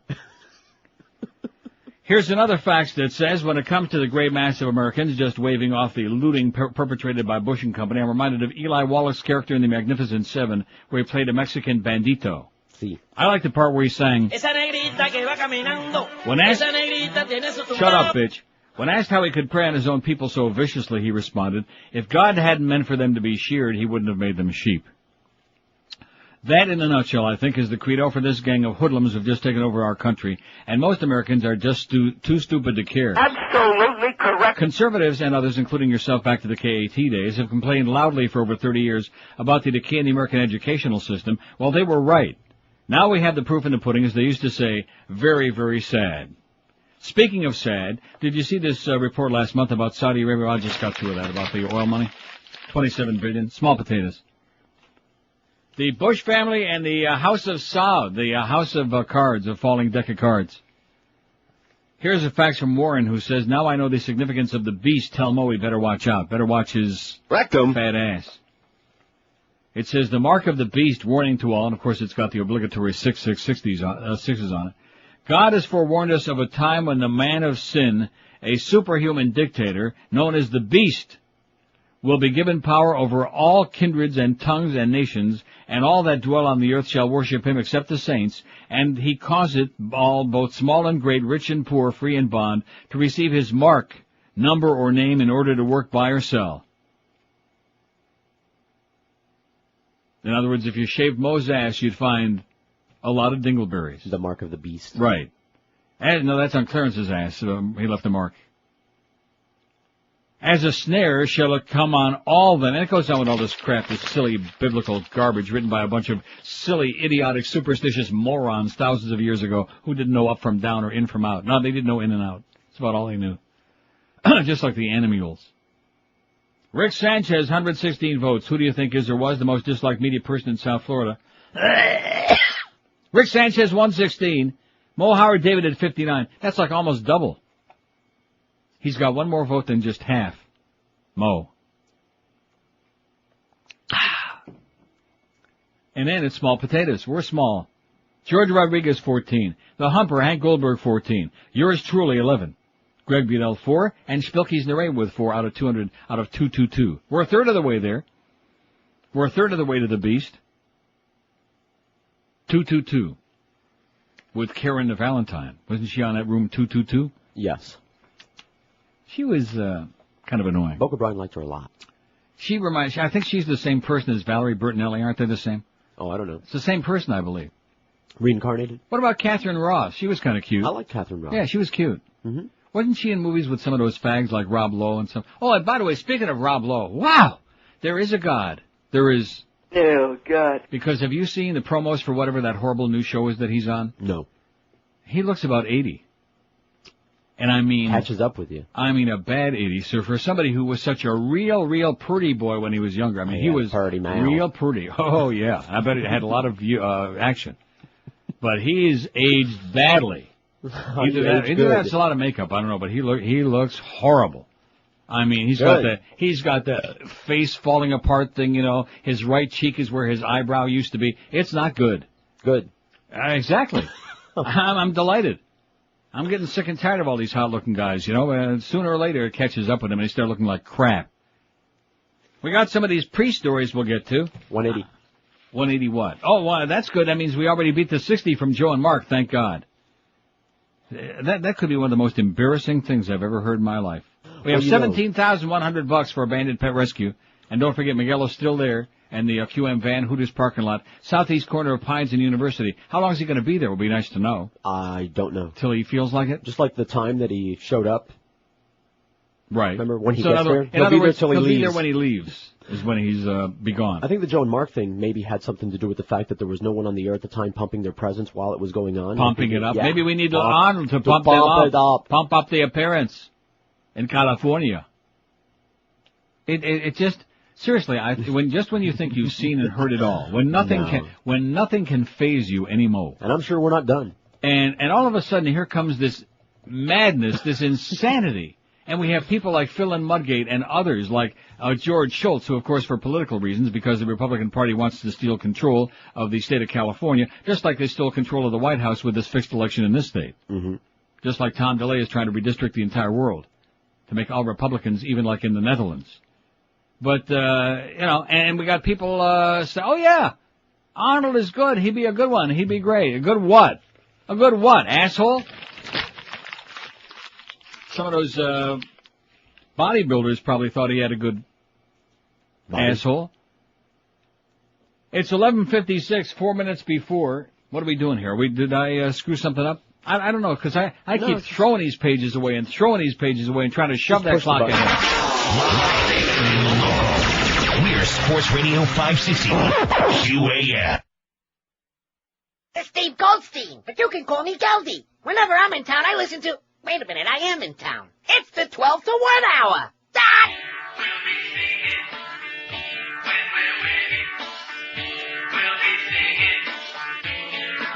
She won't go down, but it is up again. You're never gonna keep it down. She won't go down, but it is up again. You're never gonna keep it down. She won't go down, but it is up again. You're never gonna keep it down. She won't go down, but it is up again. You're never gonna keep it down. Kissing is fine today. With your stuff you must play. He tried a whiskey drink, he tried a vodka drink. Needed her to drink to get her into kink. He tells her that it really makes him feel good. He tells her that what the hell, he's already got wood. There's no way, boy, I'd enjoy. She won't go down, but it is up again. You're never gonna keep it down. She won't go down, but it is up again. You're never gonna keep it down. She won't go down, but it is up again. You're never gonna keep it down. She won't go down, but it is up again. You're never gonna keep it down. It's 12:02 at 560. You notice that I'm playing a lot of stuff that we never want to hear again? Because I can't stand that guy. Absolutely. The only good thing he ever did was 100 years gone by. That voice of his just drives me nuts. Anyway, we have 245 votes on the poll. We may actually go all the way till 2 today. We're going to tough it out. What do you think? Well, what do you care? You don't have to do anything. Right. That's why I said I still have a fair amount of energy. Still? See, yeah, it's like being in training. You have to pump it up a little bit. Pump it up. Pump it up. In California. Phil and Mudgate, get yourself some mental health before it's too late, you silly goose, you silly person. What is wrong with you, man? Oh, he wants to do good things for California. Oh, yeah, that sounds pretty heavy duty. That sounds like a very complex. How about the budget deficit? Well, we're still looking at that. We're still coming up with ideas. What about affirmative action? Well, we haven't looked at that yet. What about Proposition 52 and about that we aren't really familiar with that yet. He doesn't like immigrants. See, it's going to be on the same ballot, by the way. Yeah. Yeah, it's going to be on the same ballot, which is really an anti-affirmative action thing. But he don't know from it yet. It's going to be on the same ballot. What? As the recall. Yeah, in California. 5670560. Let's start taking a whole bunch of calls here now and see if we can really make it till 2 o'clock. Because we got a lot of we got these pre-stories here yet. We got information up the ass is what we've got here at QAM. Let's see that schedule, man. You got Joe Rose at 2 again. Mad Dog, he works about like once every few shows, you know. You got the Humper back, now, well, not back in town, but back on the air from Vegas, 4 to 7 this afternoon. You got Marlins on deck. Marlins are home. Big homestand, by the way. This is it. You got 5 teams tied for the National League wild card. 5! Flat-footed tie. And it's amazing because the Marlins and the Phillies, between the two of them, they have lost so many games in a row. About 30, man. I mean, the Marlins go on a 9-game road trip, they lose 8, including Don Trell, who's lost it. But at any rate. Expos at the Marlins. The Expos, who are one of those 5 teams, are hotter than a pistola, who play half of their games in Puerto Rico because nobody wants them. Nobody wants anything to do with them. And then you got Eddie K follows the baseball game and ESPN Radio overnight because Joe and Mark only raised $80 yesterday on their appearance, and they're being phased out. $80. That to me is just, it's unconscionable. It's shot, or 60, was it 60? $60. Here are guys, I grant you, they're on the air overnight. They have a limited audience. Everybody is schluffing at that hour of the night. But they go out there, and granted, there was nobody on there promoting it at that hour because we were in all that Dolphin 40-hour pregame. But nevertheless, didn't I plug the hell out of it yesterday as much as I could? And they raised $60? Wouldn't you be ashamed and humiliated? Me? No. Oh. Now, was that Miguel or was that like a drug dealer? None of the above. Oh. Did you see me smile? What does that mean? If it had been a drug dealer, I'd have been dancing, you know. Okay, 5670560, pound 560 on the AT&T and Verizon wireless line. Let's get this thing going. WQAM. Hey, Neil, how you doing? Pretty good. Hey, listen, I gotta ask you something. What did you start with this thing, Juice? Your promo for the gambling has juice in it. Yeah. Then I'm watching MTV last night. You know, some of that award show, and then a big commercial comes up with juice. Yeah. Juice. I'm amazed. I mean, look, if you started a trend of juice. No, I'll tell you who started it. Oh, man. The Juice. All right, buddy. Oh, man. Okay, you too. Yeah, Sarah started it. I wish I had that CD in here, but I don't. It'll be good when I'm back home next week, and I'm gonna be that's safe. a CD. I beg your pardon? That's what I'm playing stuff off of. Oh, CD. no, well, I have all of my stuff right there in the DCS up there that's loaded with all kinds of good stuff. Mm-hmm. As opposed to this one, which may be equally loaded, but with a lot of crap, which I've been playing a lot of it so far today.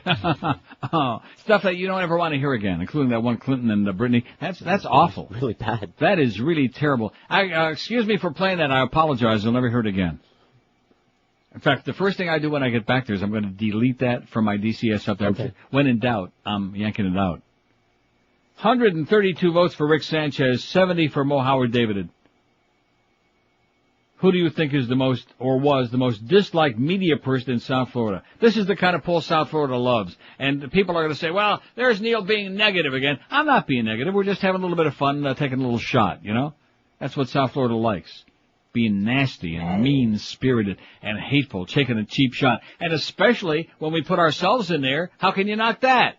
We're not thin-skinned like some people I can think of. I don't want to mention no names, but we're not thin-skinned and uptight calling in all the time. Absolutely. Right, Mo. Rick Sanchez, 132. Mo's got 70. No contest, Mo. George, 17. Hank, 17. I got 14.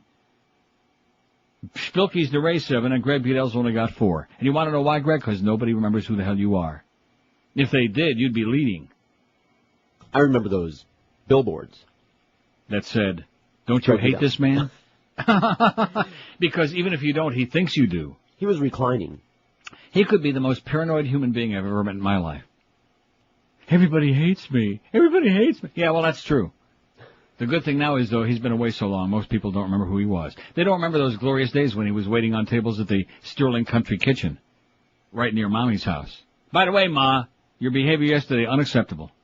She is unacceptable, my mother. Why do they do that? Parents, moms. Are they all like that? I don't know if they all are. My mother could find fault. There is nothing that has ever been invented, nothing that could ever happen, nothing that I have ever done that she couldn't find fault with. She is the most negative, the most nagging, the most hostile person that ever came. She makes your mother seem like... I beg to differ. Like Santa Claus. My mother is pure evil. That's how hostile... Evil is the word. Pure evil. Evil is the word, she doesn't have a good cell in her body. Message for my mother and your mother. Those people are evil. See? There you go. The 2 C's.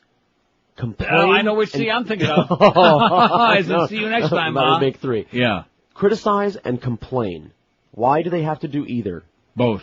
They do both. It's a hobby. It's a way of life. It's not just a hobby. It's a way of life. Just shut up and we would have you around. Just shut up and leave me alone and stop being so negative. Stop being such a nagging, negative bitch. I told her that once. We'd have you over more often if you would just stop criticizing and complaining. I wouldn't go over there more often. You know what she did?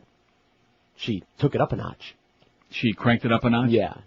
Criticizing and complaining. Maybe she's been watching Emerald.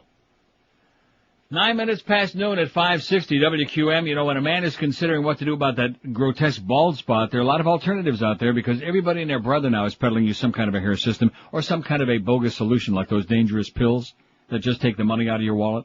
Or the mousy-looking pieces that look like maybe you had some animals eating their way through your roof and they just like fell on your head one day and you got up and walked out of the house looking like that. How can a man in his position leave the house looking like that in the morning? You know what?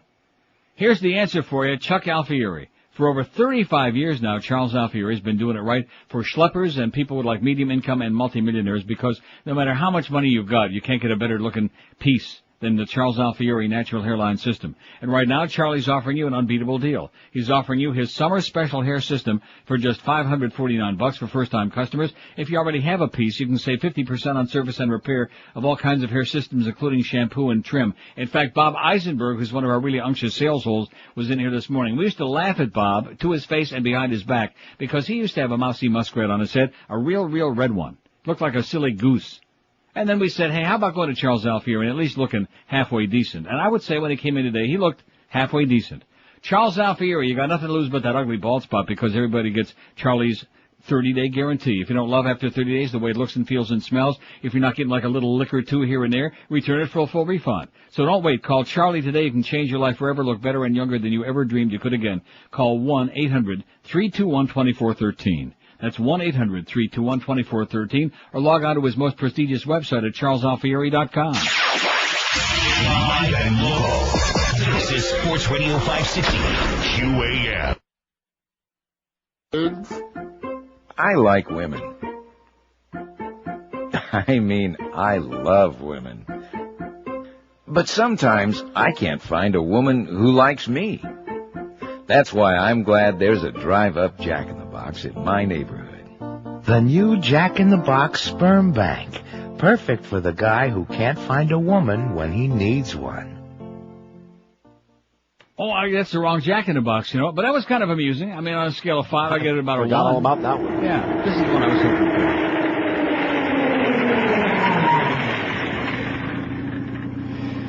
for. Hey, how the hell are you? Welcome to Jack in the Box. I'm Jack, and I'll be happy to fill your order, if you know what I mean. I'd like a Jack burger and a large fries. Sorry, pal, we're cleaning the grease fryer. We don't have any French fries today. Oh, okay. Then just give me a small order of fries, please. Look, Chief, maybe you didn't hear me. I said we don't have any fries today, so how about something else? Oh, okay, then just give me an order of fries. Listen up, pal. Who put the straw in strawberry? Nature did. That's right, nature did. Who put the ape in apricot? Nature did. That's right, nature did. Now listen carefully. Who put the freak in French fries? There ain't no freaking French fries. That's what I've been trying to tell you, butt breath. There ain't no freaking French fries. Now get out of my sight before I shove your teeth so far down your throat you'll have to sit on a Jack Burger to eat it. Oh. And have a nice day. Have a nice day. Thanks, Jack. It's 12:16. What the hell happened to all of my spots, you know? I think somebody was in here interfering with my show, and I was trying to, like, put all this crap in order. Shame on you, people, okay? Shame on you. Everything is, like, out of order and all screwed up in here. Don't forget, Miguel is over there at the Hooters parking lot in the QM van. Southeast corner of Pines and University. Go by and pick up your Best of Neil CDs and the Mo Howard David keychain. And he might be there, too. And some of the stuff from last year that's left over. Did he give you any updates, any report? Not lately. Well, what does that mean? Is he going to give us a departing time? An ETL? I'm sure. Okay. So go and see him and say hi. 5670560, pound 560 on the AT&T and Verizon Wireless line. WQAM. Hola. Neil? Yes. Hi, how are you? I'm good. How you doing? I'm really good. Oh, that was a shock. I didn't know it was Screenless today. It's Screenless Friday. How cool. I have a question. I hope I don't sound like a giddy teenager here. So okay. Bear with me. But you sound like a giddy teenager. So bear with me. I remember that you knew or know Johnny Depp, and that he used to come into the studio. He came in once on Zeta, yeah. Oh, because you that's, know, let's see, that's 16 years ago. I never thought twice about him really, because I guess all his movies were a little out there. Yeah. But over the summer, I saw Pirates of the Caribbean, and right. I really enjoyed it. I enjoyed him. I thought he was a great-looking guy. He is a great-looking guy. I haven't seen that movie, but everybody says his performance was sensational. It's a blast. It's you know what? It's a fun, like, escapist kind of movie. But if you just from knowing him, I think you'd get a kick out of it. It's worth seeing. And right. I said, oh God, I got to call Neil and ask him, what he was like. If he was just, an intense guy. Can I give you one word to describe what he was like? Oh yeah, okay. Hot. Yeah. Man. I would say so. Wow. Definitely. Wow. No, he was a nice kid. He was very friendly. He was a big fan of the show. Of course, he grew up in Miramar or Hallandale or, those in that part of the, And so how did he come to get onto your show? Did you meet him somewhere? Well, no, somebody set it up. He was in town with Greg Allman, who unfortunately couldn't make it because he was stoned off his ass. But, and so somebody from some club who listened to the show, they brought them in at like, 6:30 in the morning, and he came on here for a couple hours, and we took some pictures, which I wish I still had, and, it was just fun, and a lot of kids called in and people and whatever. People he went to school with. But since that time, he's become such a big star, I'm sure he's forgotten about all of us. Yeah. Was he doing, like, TV then, that Jump Street show back then? I don't even remember. I don't know. In fact, something? I forgot all about that show, 21 Jump Street. That was a good show. Yeah, I'd like to see it because I have never seen it. Like I said, I sure would like to have jumped him, though, I'll tell you that. Join the club. All right, I just wanted to get your input on him because, like I said, never thought twice about him until I saw that movie and went, okay, wow. We stood in the hallway there at Zeta in the INZ building. We stood in the hall together. They took a picture of us with our arms around each other. He had a black leather jacket on. This is 16 years ago. And see, at that point, I should have just grabbed it. You know what I'm saying? Oh, man. I should have just reached down there and just grabbed it and just seen what it was like. No, those pictures would be nice to see now, right? You bet. Well, have a very nice day. You too. Have a great weekend. You too. Bye. Bye. Johnny Depp, one of our favorite people on this show. Don't be messing with Johnny, okay? Who was great in Ed Wood if you watch the first 20 minutes. That's all you need to see. Eddie, help me, Eddie. It kind of reminded me of some of the calls you used to get, like at home. George, help me, George. From my mom, too. No, I'm not talking about from your mom. I'm talking about somebody a little bit closer to home Lots here. Of people. Somebody who used to be on the floor right where you're sitting.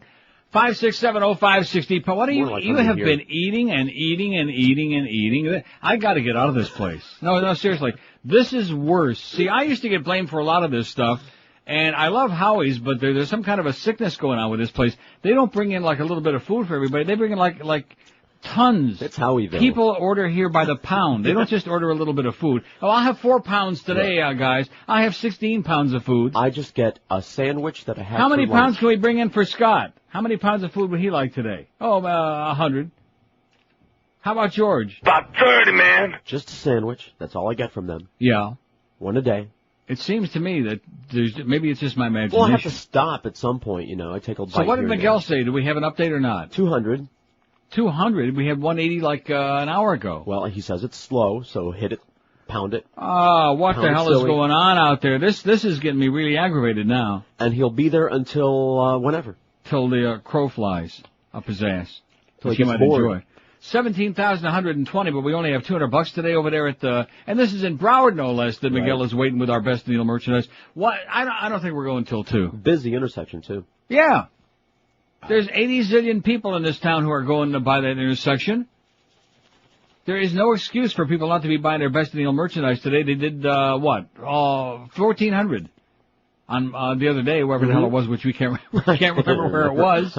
I did a lot of And then Joe and Mark did only 60 yesterday. I'm knocking them, and they're only doing 200, which means there's nobody listening, Duff. What the hell am I going to sit here till 2 o'clock trying to talk to them? There's nobody listening. We have nobody. Well, that's why you need to do that 1 o'clock hour to get them listening again. Okay. I'll do it. I don't give a crap. I'm getting out of here, and I'm really excited about it. Miguel is in the QAM van that's in the Hooters parking lot on the corner of the southeast corner of Pines and University Drives in very congested Broward. There is absolutely no excuse for you not to be the first in your block to pick up your Best of Neil CDs and the very highly touted Mo Howard David keychain and some of the leftover Mad Dog Mandage keychains from last year and some of the last year's 2001 CDs. I thought he was off to a pretty good start there for a while, right? These people need to be jump-started, they need to be kicked in the ass, and plus there's nobody here anyway who speaks English. WQAM. Hello? Yes, sir. Oh, Neil, God. Oh, man, I fell asleep there. I even ran upstairs and wrote a fax, but I forgot the fax number. I was calling about, the other day you were talking about the crazy religions. Definitely my vote is with the born against, but the Mormons are really out there. And They're out there? Oh, there's a book out now called Under the Banner of Heaven. It's an account of these Mormon brothers who received this divine vision to kill each other's wives and kids. Oh, it's far out. Also, you could ask George if he knows this new anal porn queen called Belladonna. She's from a Mormon family. No. She's from a Mormon family? She's an anal porn queen? Yeah, absolutely. What an ass. Do a web search. You'll find about her. Her name's Belladonna. She's like the new, hot, young... She does everything. She's so dirty. I wonder if she's done Britney yet. Well, she ran away from like the Mormon household that she was in, and even seduced a young friend of hers, another girl, to come with her and get into the porn industry. All right. Yeah, it's out there. Hey, a poll suggestion? Yes, sir. Because I was having a little discussion with my dad about, I was thinking I might want to get out of this crazy country and go to Canada, and I was saying, oh, it's so much better, and there's so many other better things, and being a stoner, I couldn't call to mind any of the good points I heard on your show. So a poll suggestion is the best advantage of Canada over the United States. I'll give you right off the bat. It's not here. It's not here, right? Yeah, Right. away from W. Right. That's the best one. Have a great day, Pally. Thank you. See you. 5670560. Well, I can give you like 60,000 reasons that people are polite and friendly, and the decriminalization of pot laws, the relaxation which is coming up, and the gay marriages, and the everybody is left alone and being progressive and forward-thinking and not supporting the Iraq attack. Things like these. Having enough common sense to do these things. Of course, we have some problems. We've got the bad meat now. On the heels of the blackout and the SARS and the mad cow, now we've got some tainted beef. Yeah, some bad meat. Anybody out there ever get a hold of some bad meat? Yeah. I have. 5670560, pound 560 on the 18. It ain't good for you, I'll tell you that right now. Have to eat pills after that? Ooh, lots. Big ones. WQAM. Neil. And take shots. Yes, sir. Hey, you were talking about chocolate yesterday. About what? Chocolate. Chocolate. Yeah, chocolate. I thought you were talking about Shockley. No, chocolate. Hey, while you're still down here, I don't know if they have any in Canada, but have you ever been to Mrs. Fields? To what? Mrs. Fields. Peppy Fields? No, Mrs. Fields. Mrs. Fields cookies? Yeah. Well, what has she got to do with chocolate? Everything. What do you mean by that? Well, they have double fudge brownies there that I think if you tried those... Well, you know, at the Eaton Center, which is the big shopping center, the big mall in downtown Toronto, they have a Mrs. Fields right there. Well, do this. Get you an order of double fudge brownies. Take them home, put them in the microwave, maybe 15 seconds. And then dip them in some Nestle Turtle ice cream. Well. And put a whole dollop of whipped cream on top and a cherry, a maraschino cherry. I'm telling you, you try these brownies and then you let me know what you think. Okay, thanks a lot, pal. There's a brownie hound for you. He likes Mrs. Fields. What? Nothing. He's a brownie hound. I'm not going to try that. I got to lose some weight, man. I got to lose that 35 elusive pounds, the elusive butterfly. Huh? Yeah.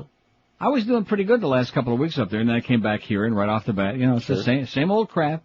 Never stops. The cycle of death. The cycle of death, sitting around watching TV and eating and sitting around watching TV, sitting on my ass here. I haven't gotten up out of this chair since 10 o'clock. Oh, there you go. Oh. No, I'm just standing up for a second. Christ, I don't want to have like another pulmonary embolism or something like that, or some kind of a TIA or MIA like the president. Wasn't he MIA? AWOL. Yeah, he was AWOL, all of these things. That's his brain that's MIA. And common sense. 26 past noon at 560 WQAM, but I don't know what the hell's going on here. I think what happened is I had a page of the log misplaced, and I'm a little like a back ass we're here. Well, it doesn't make any difference. So help me, if Miguel don't get like at least $500 out there, what the hell's the point of even going? Right. This is the meat and potatoes of our fundraisers, is these van hits. And that's why Miguel sacrificed bonding with Doreen in here today. He sacrificed at least a couple of hours of having a chance to be close and personal and sniff her essence. Spoon. Right. To go out there in a van and sit there just boiling his ass off, and probably the unair-conditioned QAM van waiting for you people to show up and, cut loose a few bucks for abandoned pet rescue. What the hell is the story here today, goddammit? What are you waiting for? Christmas? Shavuos? Sukkot? Hanukkah? Let's go. Well, that's depressing. $200. He had 180 before you can say Joe and Mark suck. He had like wildfire. And then that was it. They shot their load. VIPSportsbook.com is South Florida's best sports book. Everybody on this radio station is peddling us some eighth world sports book from countries that haven't been invented yet. Forget about them. In fact, 99% of these bookies they're talking about located in the jungles of Costa Rica, like Phil the Bugman. You might never see them again. This year, move up in class to VIPSportsbook.com because they're the oldest and the biggest sportsbook in the Netherlands. They're people you can trust. They've been here, they're going to be here, and it's 100% legal and licensed too. Listen to me and call VIPSportsbook.com right now at 1-866-VIP-BETS and plunge to your heart's content with confidence too. VIPSportsbook.com is South Florida's best sportsbook. Sign up right now and you can bet on all the South Florida football and basketball teams. Juice-free, there's that word again, juice-free all year long. And in South Florida, the one thing we would love to be is juice-free. You want to bet on the Dolphins? It's 100 to win 100. You want to bet the Hurricanes? It's 100 to win 100. So forget about the VIG. All sign-ups get a 20% cash bonus, not some funny money match play bonus. Even the prestigious Dave Hagan knows that this is the place to call. VIPSportsbook.com. That's the place to find him online, or call 1-8... What are you smirking about? Dave Hagan loves VIPSportsbook.com, and I guarantee you, he's plunging his brains out. His wife says he don't have two nickels to rub together. Call him at 1-866-VIP-BETS. That's 1-866-VIP-BETS. And be sure and tell him you heard about it here on QAM. In fact, she said he don't have anything else to rub either. VIPSportsbook.com, where you be the VIP. Live and local. We're Sports Radio 560 QAM. Hey, do you like famous people? Do you like joining fan clubs? Do you have absolutely no sense of human decency whatsoever? Then join the Scott Peterson Fan Club. Oh, he's so hunky. There's no way he could be guilty. Of course not. That's why thousands of women are writing love letters to Scott in prison, hoping to become the next lucky Mrs. Peterson. I think I can change him. But he doesn't need changing. He's so cute. Well, you sound like the perfect candidate for the Scott Peterson Fan Club. Sign up now, and you'll get a Scott Peterson poster, a Scott Peterson bumper sticker, and a set of Scott Peterson trading cards. I'll trade you 2 Scotts with the orange hair for 1 Scott in the orange jumpsuit. No way! That's the most collectible one! Membership in the Scott Peterson Fan Club also entitles you to receive personalized cards and letters from Scott himself. Look! I got a letter from Scott! He wants to marry me and take me fishing on our honeymoon. Oh, he's so sweet. Plus, one lucky fan club member gets a chance to meet Scott face to face behind a 2-inch thick reinforced glass window every third Wednesday between the hours of 1 and 1:15 p.m. Ooh, I hope he has the orange hair that day. Yeah, that makes him look so homicidal-ish. Join the Scott Peterson Fan Club because you're almost as sick as he is. 12:33 at 560 WQM. There's another good reason to be in Canada. Unless you make the mistake of watching CNN or MSNBC, you won't hear one word about Scott and Lacey Peterson. Wow. And, of course, we don't get Fox News. There's another good reason to be in Canada. We don't get Fox News. Plus, we do get Moviola and the Scream TV and the Drive-In Movie Channel. There's 3 more good reasons. Feds bust multi-million-dollar drug ring. Guess where this is taking place, this story? In Miami. Details of a multi-million-dollar money laundering and drug smuggling business become public today when federal authorities disclosed specifics about the two-continent operation, the U.S. DEA said. A news conference by the U.S. Attorney's Office in Miami will provide information about the 4-year-long laundering operation of about $20 million, $13 million of which has been seized by federal authorities. The other $7 million will take and split up here. Primary transactions occurred between Fort Lauderdale, Florida, and Colombia, but the testicle stretched into several other U.S. cities. Cocaine was among the drugs involved. How do you like that? Sources said 30 of 39 people have been indicted are in custody, 12 were arrested in Colombia, where they seem to have some kind of a problem. Absolutely. 9 people waived their first court appearances yesterday in U.S. District Court in Fort Lauderdale, 3 more to appear today. The sources say the arrested include some Colombian suspects who were lured here to pick up drugs or money as part of the investigation. 1 person was arrested in L.A., 3 in New York, 1 in Chicago, and at least 1 person in a very dangerous New Haven, Connecticut. The money was picked up at various locations, and was in turn wired by participants around the world in 80 days. With Michael Todd. Remember Mike Todd? No, you don't. No. He was one of Elizabeth Taylor's 85 husbands. Did Miguel call in with an update? Hello? There he is right there. If that's him, it's 4. Huh? 4. For what? For this. $4? 400. Well, that's double what we had a minute ago. Right. Now you got to admit, when I said, did Miguel call in with an update, when the E in update, when that last letter of the word came out of my, the phone rang as I was speaking. I am so damn good that it scares the crap out of me. 16, 920, and 400 is what? 17,320. Well, at the very least, I want to get another 180 while his lovely ass is out there today, okay? So get your ass out there. Let's do all the promos. That'll kill some good time because we are going all the way to 2 just to make Duff and Clarence happy.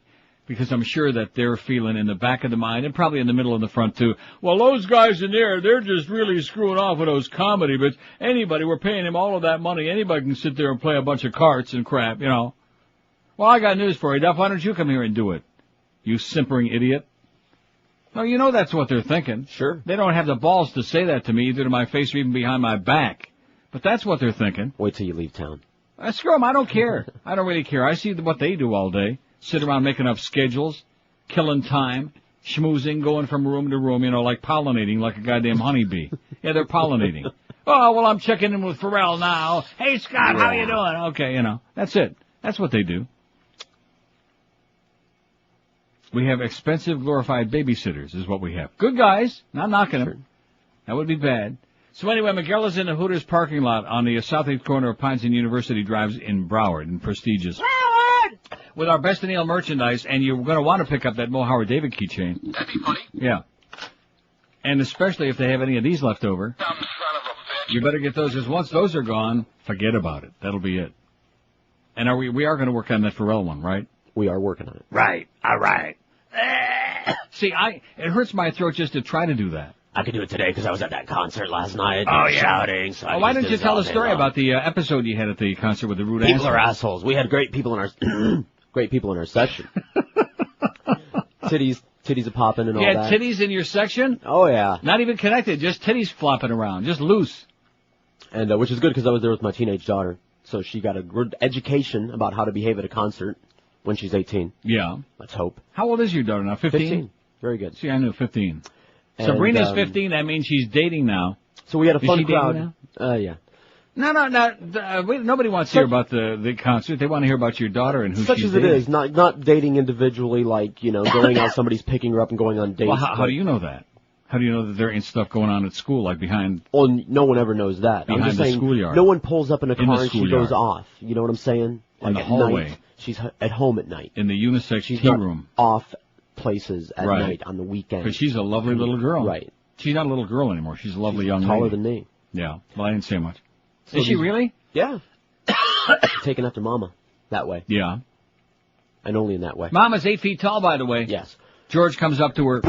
But anyway. And these assholes wouldn't let us out of our section. We wanted to leave. Yeah, and you were a little And bit these inebriated. fat assholes, just a tad. Good. That's what it took. But I was polite. I'm not one of those. I'm not a belligerent drunk. I'm the other kind, the maudlin drunk, the I love you man kind of drunk. I was polite. Excuse me.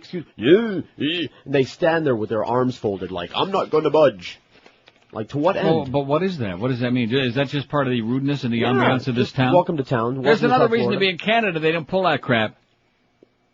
I still think that the Stones concert in Canada, in Toronto, with 500,000 people, without any kind of really incident of any significance, 500,000 people on a boiling hot day, is shocking. It's just you almost can't even relate to it.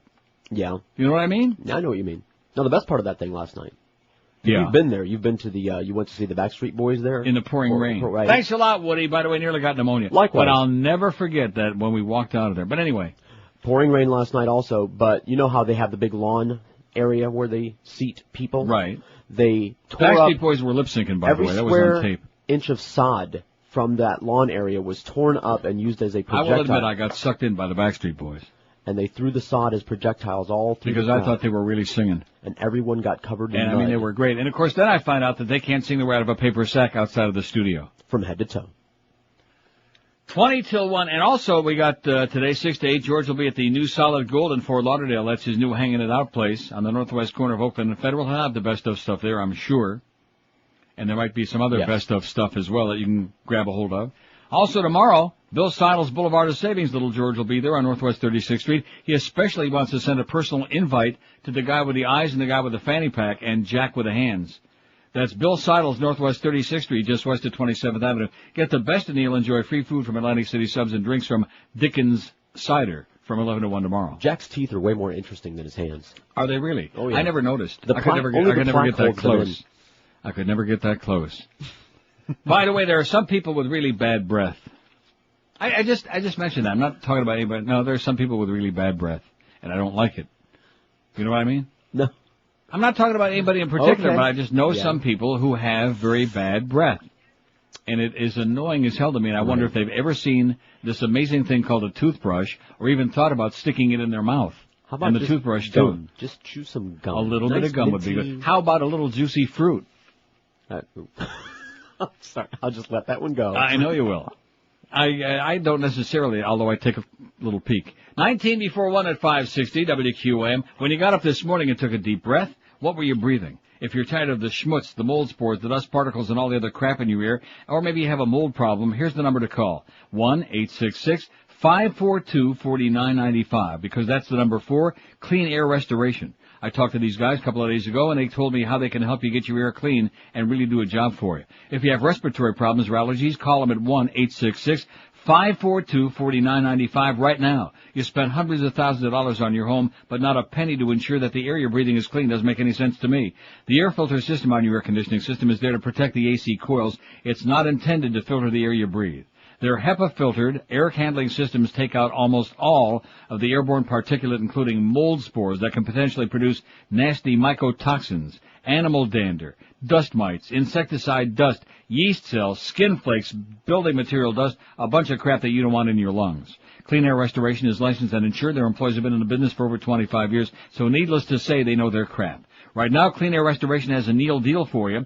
For just $19.95, they'll conduct a visual mold assessment of your house. They'll inspect your AC unit, AC air ducts, your home interior, and your attic, too. From there, they can suggest what you might need to make the air in your home cleaner and safer, too. Clean Air Restoration handles mold-related insurance claims, commercial and residential projects, too. So improve the quality of your life by improving the quality of the air that you and your whole family are breathing, and even your animals, too. Call 1-866-542-4995. Clean Air Restoration, making your air fit to breathe. 1-866-542-4995. Live and local. This is Sports Radio 560. QAM.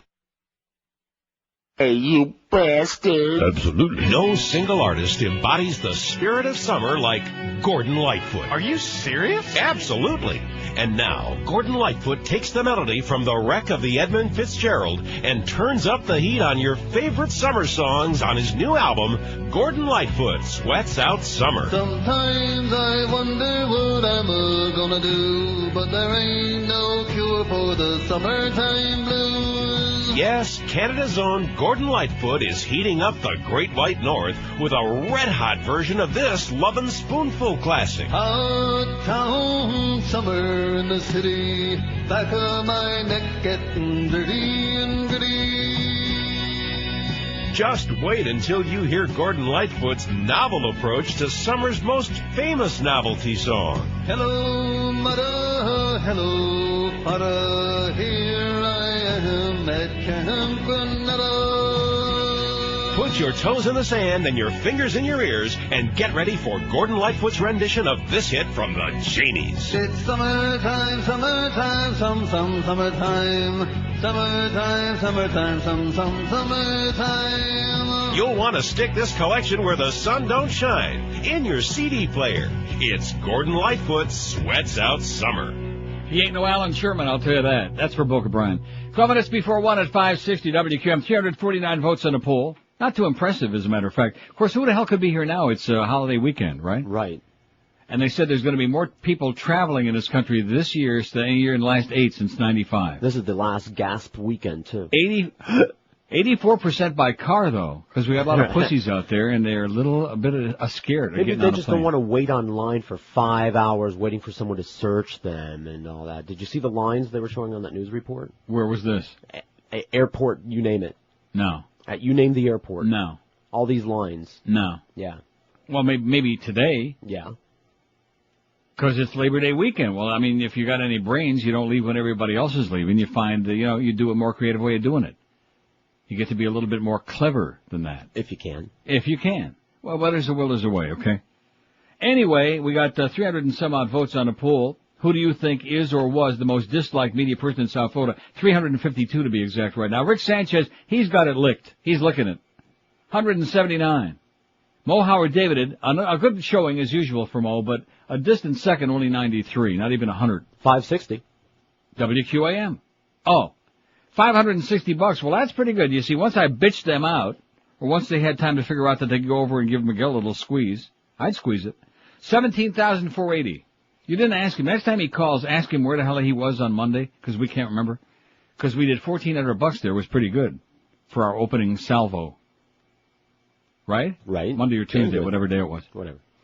And, cause yesterday, in case you tuned in late, Joe and Mark raised $60 for Abandoned Pet Rescue. I mean, I would just put my tail between my legs and go right to the pound. We didn't have before. No, that's terrible. I'd have put up the 60 and saved them the trouble of going. No, seriously, I'd have put up the $60. It's small potatoes. It's nothing. 352 votes. Rick Sanchez, 179. Mo Howard David at 93. George Rodriguez, 23. You moved into third place. Nice going, George. Hank Goldberg, 21. Neil Rogers, 20. I'm on your ass. Belky's Narade, 12. And Greg Beto, only 4. Nobody has any idea who that man is. He was at Brandy's. How could we forget? Oh, that's right. Our fine sponsor, Brandy's. Boy, Troy Stratford's going to be really porked off at me. He was with Troy at Brandy's on whatever day it was. Well, that's why everybody went there to see Troy. I told you, he draws a crowd. He does draw a crowd. People like rubbing his bald spot. Mm-hmm. He's a good guy. You can bring your own oil. This morning, I got to be honest with you, even though I'm a doddering old man, I'll be 61 in November. I mean, 61 is just, I'm so freaking old, it's terrible. But this morning I had my first fist experience. Now, not the kind that you're probably thinking about. Huh? Yeah. Not the kind that Booker Brian does. Well, you never know. Sometimes I shock the hell out of other people usually. Well, just because they have a record. Well, I haven't heard it yet. Anyway, like I started to say, he extended his black hand. He's got a hard hand, by the way. He's got big, well, it's football, football. Right. He's got a hard knuckles. Hard fist, yeah, that would hurt. No, it didn't hurt. And we did the fist thing, It's because he uses lotion. And I thought, does he put his lotion on his knuckles, on his basket? But at any rate, and I thought to myself, boy, that sure makes me hip and cool now, doesn't it? No, not really. I don't. Macho work. See, and again, it all depends. You have to be very careful because when somebody who's hip and cool like Troy extends your hand, now if they just put the fist out like this, you have to do the. No, that's gone. That's out now. Yeah, well, I'm saying that's passé. Right. But if he would have done that, I would have had to do this, and then on top and on the bottom. That's out. Right. Now it's just this, see? And of course you get it from the jocks. The jocks are the first ones to fist each other. Always happens that way. Yeah. Mostly in the locker room, of course, when nobody's looking. And now it's out of the locker room. And now it's out in the open, they're fisting, which is really disgusting, but nevertheless, it seems to be very popular. Rectum. Now, if you're really excited. So, and because it reminded me of the time that Greg came in there, I'll never forget it as long as I live. The book came out, and as usual, we kicked ass, and we were, and he's putting on that phony congratulations with you, even though he hates you like poison. And he did it was one of those. It was a high five. Oh, it was just a high five? No, it was a low five. Was it low? It was a low five. I thought it was high. No, it was a low five. High. Five. No, you know what I mean. Yeah, I know. As opposed, see, I'm sorry. I just, call me old-fashioned, but it's so much easier, especially when you're senile, just to remember, hey, this is the way you shake hands, like we used to do 100 years ago. They keep changing it. It changes every week now. I'm sorry, I can't keep track. Too loose la tracks. I can't keep track of what I'm supposed to do to be hip and cool, even though I'm as square as a cardboard box. I have no idea, nor do I want to know, but I mean, he just extended it in such a way, Right.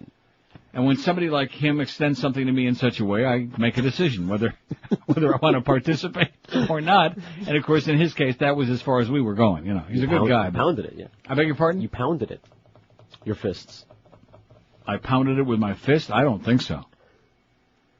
567-0560, pound 560. Okay, I'm going to do the, what? You said pound. 560. That's what we got. That's what we got out there at Hooters.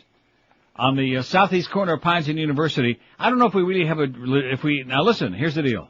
I will do the 1 to 2 with no best of stuff. We'll just do the regular hour today. We'll like phase back in. Even though Monday being a holiday, George is working, which he shouldn't have to, but he is. But Monday, do whatever the hell you want. I'm playing all kinds of stuff. Right. Music. But I'm just saying, but today we swing back into the real thing, then starting Tuesday we'll get back to doing like a real show and stop pretending we're doing one. But if we can get that thing up to 1,000 today, that would make it worthwhile, don't you think? All right, yeah. Bribery. I think there's a lot of people out there should pay like $20 or 40 or 50 just to go out and shake Miguel's hand. Sure. Just fist him. Just to fist him a little bit would be good. For 100. Huh? He might be a little worn out by the end of it. In fact, Doreen might be a little jealous. But nevertheless, not to mention his lovely wife. 17,480, which means, we did, what we got? What did we do? Now you got me confused. No, we got 360 today, right? Or no, 560. I don't know what you're talking about. 560 WQAM. See, every time I say 560, I'm conditioned to doing that. What? 600. What are you laughing about? You're thinking about fisting Miguel. I know you. 17,520. That whole thing is just, see, now why you make me think about that? It wasn't bad enough that he started last year with it, or 2 years ago with the eating ass, and got Maddie Bell all bent out of shape, and nearly got Dwight Lauderdale canned at Channel 10. That wasn't bad enough. Now he's doing this fisting crap, This is the kind of stuff that I have to try to overcome on his show to keep a nice family, ambiance on this program, as Mo would say, on the program. Oh, I'm so sorry. 567-0560, and I'm telling you, I don't see an awful lot of action. We're doing screenless here. I see only 2 lines ringing. It doesn't bode well for Duff's 1 to 2 hour. WQAM. Yes, I'd like to say hello to Neil. Speaking. Yes, good afternoon, Neil. How are you? Okay, Neil, I just wanted to tell you something regarding Mo Howard. Yeah. David. I used to work for the New York Jets years ago, and I lived in New York, and I still stay in touch with the people up there. Right.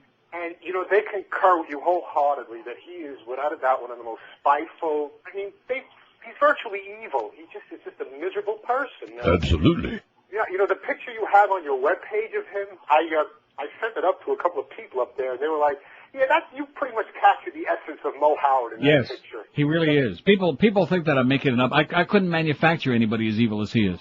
And like the people I used to work for, I worked in the ticket department, but, I stayed in touch with a lot of people in their organization, and the ones, that work in media up there. Yeah.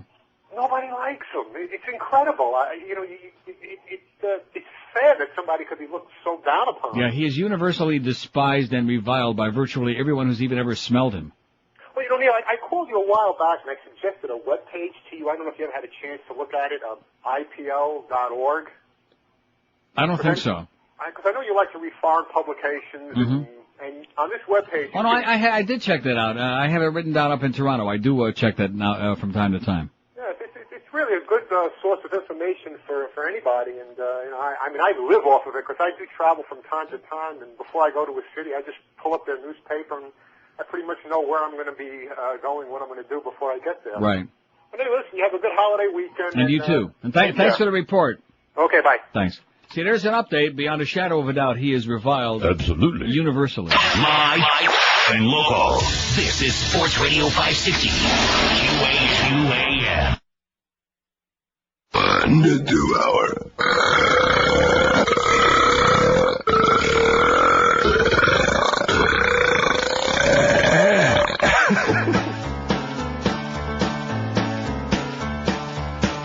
Hot stuff right now on Channel 23, baby. They're doing it. Baby McCartney, new one's on the way. Haven't been a daddy since yesterday. Heather's expecting, we can work it out. But it doesn't make me want to twist and shout. No. When I'm 64, I'll still change diapers. Absolutely. When this kid's grown up, I will be dead. Better stock up now on baby wipers. My aching head. Oi. Baby McCartney won't give me no rest. I am not much better off than Pete Best. Don't know if the kid will be a singer. Just hope it's healthy when it finally comes.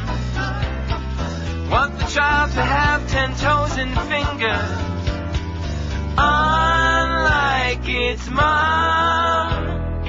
Baby McCartney, your dad is elderly. Wonder why I couldn't just let it be.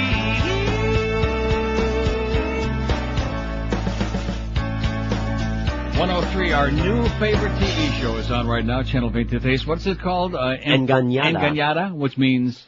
Fooled, but it's a feminine word, so it means she's fooled. Engañada. Mira, Maricela, bueno, yo necesito hablar contigo. De verdad, me urge muchísimo. Es sobre el muchacho que está adentro en el cuarto de Ricardo. Oh, the blonde that's on her, she's so hot that if I were of that persuasion, I'd be humping the TV set.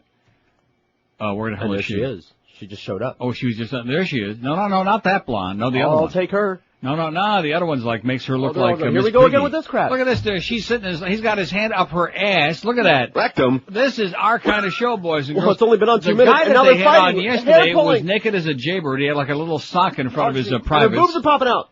Look at this. This is unbelievable.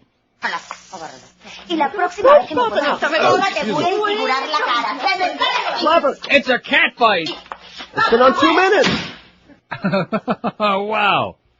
Always loved that Channel 23, baby. That's the best. That is a show. I'm serious. And look at this. They're going to do it right there on camera. Well, she was thinking about it, or he was. 5670560. Now, this is the hour. This is what Duff wanted, baby. Clarence and Duff. They said, will he really do it, or is he just going to fake his way through again? Now, we're going to do it, but I don't see anything on the phone. I see one call. And you want to know why? Because they're busy watching this show. WQAM. Yeah, can I speak to Neil? Speaking. Is this Neil? Sounds like me. Hey, how you doing? Pretty good. How are you? Pretty good. Hey, when are we going to get rid of Mo and get in that fresh cup of Joe?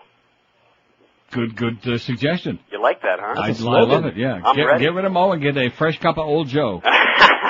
Sounds excellent. Have a great day. Sounds Neil. like a plan, man. You too. Have a happy Labor Day weekend. Everybody. We'll see you, because I'm busy watching the TV. Oh, if they would re-one one from yesterday, we won it.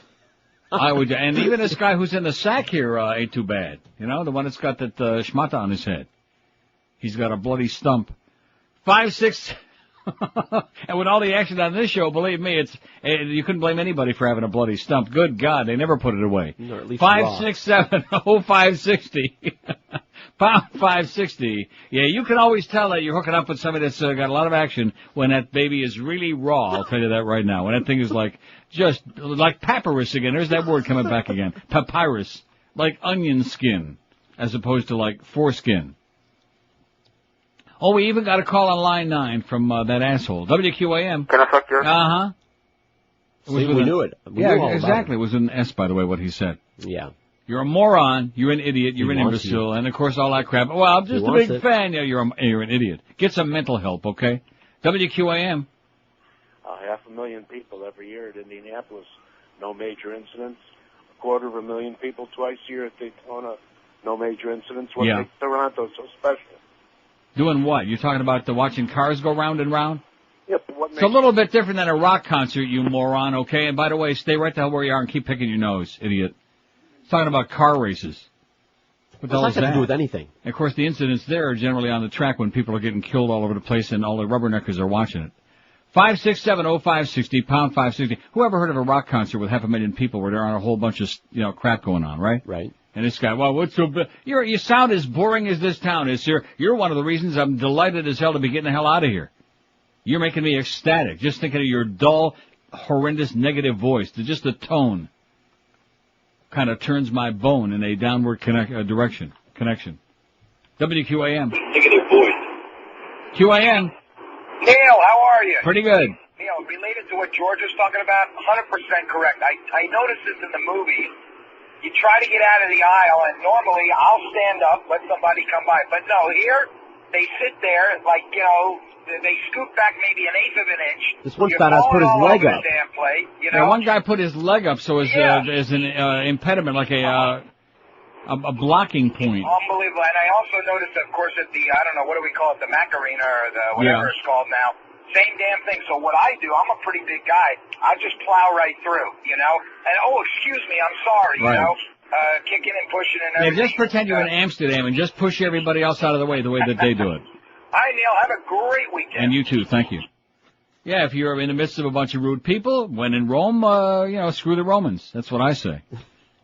5670560. Looks like he's thinking about it right now. Look at that. That's all they do on this show. Is that Phyllis Diller?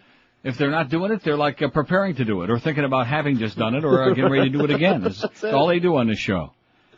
5670560. That's the reason it's going to be tough now because we got everybody tuned into Channel 23. Even the people that hate leave the volume on. Even the people that hate you folks. WQAM. I like 6-year-olds with soiled panties. What is it? I like 6-year-olds with soiled panties, he said. Oh, great. Yeah. We're happy for you. Trace the call. WQAM. Hello, Neil? That's probably one of the people going to see at Bill Seidel's tomorrow. Yes, sir. Is this Neil? Sounds like me. Oh, how you doing? You were at Brandy's the first appearance. I beg your pardon? Your first appearance with Miguel was at Brandy's during the week. At Brandy's Shoes. That's right. Well, thank you so much. Yeah. Have a good weekend. And you too. See, I told you this 1 to 2 hour bad mistake. But again, you got 2 program directors in there, 2 experts. Oh, please do the 1 to 2. Bad mistake. You're fools, both of you, man. We could be sitting here and enjoying our new empanada or whatever the hell this show is. And I like that better. It is better. Our new chalupa. And instead of that, we got to put up with a bunch of idiots here for a whole hour. Hopped on the wheelchair that's guy. our programming brain. These are the brain trust. You missed it. I looked away for a second, and the redhead jumped on the wheelchair guy. Holy cow! And then she got busted. I'll be damned. They're just a bunch of people hopping on each other and trying to hop on each other and grabbing each other and slamming each other against the wall. This is a typical Cuban family, of course. Even though they're Venezuelan, probably. But this guy's probably paralyzed from the waist down, and she jumped on it anyway. She jumped on it, huh? 5670560, pound 560 on the AT&T and Verizon line. We got what? Nine. Are you 900? 900. We had 600 last time he called. That's a pretty good leap. Yeah. And that's excellent. Thank you, folks. You're coming through even during the holidays. So let's see, 9 gives us 17,820. So it'd be nice to get to 18,000. That would be nice. That would need another 180. 18,000 by the end of the day for Abandoned Pet Rescue. Don't forget, get out there. The best of Neil stuff, all that merchandise, including the world-famous Mo Howard David keychain. There you go. You can play it. You like you can sit behind people at various events and just stick it right behind their ear and play stuff like that. And they'll freak out. They'll think that the Mo-Meister is there. And gee, I don't smell him. So don't forget, what's his name? Miguel is at the Hooters parking lot in the QM van right now. Southeast corner of Pines University. If you speak to him real nice in the right language, he might invite you in for a little tumble in the back for a few seconds. French. I beg your pardon? You said the right language. Oh, French. If you give him a little French, kiss. 5670560, pound 560. You're going to get a lot of idiots this hour, but that's what they wanted. That's what you guys wanted, okay? This hour. We had good calls today. I didn't take a whole lot of them, but we didn't have too many idiots today. No, not till recently. This hour. Language, he might invite you in for a little tumble in the back for a few seconds. French. I beg your pardon? You said the right language. Oh, French. If you give him a little French, kiss. 5670560, pound 560. We're going to get a lot of idiots this hour, but that's what they wanted. That's what you guys wanted, okay? This hour. We had good calls today. I didn't take a whole lot of them, but we didn't have too many idiots today. No, not till recently. This hour. Language, you might like to invite you in for a little tumble in the back for a few seconds. French. I beg your pardon? You said the right language. Oh, French. If you give them like a little French, kiss. 5670558. 534-4211. That's 1-888-534-4211. Be sure and tell him that Bob Eisenberg's a close personal friend and how you admire his nice piece. Don't forget all Neil deals subject to credit approval. See our friends at Hallett for details. Hallett Pontiac GMC. When you buy a car there once, when you make a deal, you'll agree with me. They really are professional grade. Live and local. This is 560. The radio's all yours now. QAM. Bitch. Absolutely. Barry Manilow. He's had a ton of hits, but none as painful as the one he took when he walked into a wall and broke his nose. Ow! And now, Barry's singing about it in his brand new CD, Can't Smell Without You, with fractured versions of Barry's hits like Copacabana. I broke my banana, and now it's the size of Havana. As well as a remastered and really nasally version of Mandy, recorded at the moment of impact. Oh, damn it. My nose hit the wall, now it's aching. But that's not all. Barry Manilow's Can't Smell Without You is swollen with hits you knows and love, like I Break the Schnoz, I Made It Through the Pain, Looks Like I Broke It, and a title track with Barry's trademark hook. You know I can't smell without you. I can't breathe without you. I can't sniff and I can't pick. It looks like my face was hit with a brick. Barry Manilow's Can't Smell Without You. Walk into a Walmart. Ow! And pick up a copy today. The hardest 12 inches in football. 117 at 560 WQAM. Happy Friday to you. Happy Labor Day. Which is kind of ironic because it's a Labor Day holiday when most people don't labor. Just, I don't know. Just kind of dumb. But it's nice to have a holiday. Don't we like holidays? Yeah. Sure, especially in this business. Now, well, there's that one call. It could be the retired guy again because he's the only one that calls on 6. But Duff came in here, tried to give me a pep talk about how great this is, the 1 to 2 hour, which he's full of crap, and we know it. WQAM. Hello. Because he has a guilty conscience. Yes, sir. Hey, Neil, how you doing? Pretty good. All right. Until what time is Miguel gonna be there? Till you leave with your stuff. Did you know? Are you making any other appearances for the best of? Oh yeah. All the time. I like you have a sheet on it. Where as a are matter you? of fact. We have a what? A sheet on it. We have a sheet on it? Like where the next 2 appearances are well, going to be. Where's the sheet? I don't see the sheet. The one you've been reading from all day. I see. Talking about I thought he was talking about Miguel. He wants to see Miguel. Miguel will be at some of these also. He wants to hook up with Miguel and check out some of that fist action. No, George is going to be 6 to 8 tonight at the New Solid Gold in Fort Lauderdale, northwest corner of Oakland and Federal. With Miguel. On the corner of Oakland and Federal. Okay. But don't make a federal case out of it. And then tomorrow, George will be at Bill Seidel's Boulevard of Savings, northwest 36th Street, just west 27th Avenue. All right. Got it? Got it. Thanks very much, and have a good Labor Day weekend. And you too. He's going to come by and buy a whole bunch of stuff. Now, we better be up to 18 grand right now, or I'm going to be really porked off. We had 17,820 at the last call over there at the Hooters parking lot. Go over and check out a couple of Hooters, a few of them. Miguel's got them just laying around loose, not connected to anybody. And we got the best Neil merchandise, including those very highly rated Mo Howard David keychains. Mention my name and he'll probably say, this is better than sex. No, like I said, mention my name, he'll probably say, you asshole. See, there you go. 5670560, pound 560 on the AT&T line. Former minister sentenced to life on sodomy conviction. All right. Louisa, Kentucky. I never heard of that, did you? I thought it was going to say Louisville, but it's Louisa. A former Baptist minister who fled the courthouse before being convicted of sodomy was in court Thursday when he was sentenced to life in prison plus 20 years. Truman Evans, 57, disappeared July 1st as the jury deliberated. That's a sign of innocence if I ever heard one. Evans walked outside the Lawrence County Courthouse saying he needed fresh air and fled. Bye-bye. The FBI found Evans on July 16th in an apartment he rented in Geneva, Ohio. On Thursday, Evans of Louisa sat silently beside his attorney as Judge David Hagerman berated him for his crimes. There needs to be some concrete walls between you and young children, Hagerman told the handcuffed Evans, who was flanked by armed deputies. Prosecutors, this is a Baptist minister. Prosecutors said Evans forced a child to perform oral sex on him and attempted to force another to do the same. Evans had testified the last day of his trial that his accusers made up the stories about being molested because he had spanked them.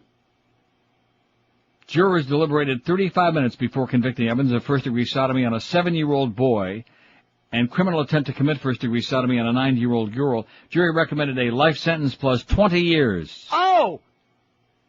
The judge said, given the evidence against Evans, 35 minutes was a reasonable amount of time for the jury to deliberate.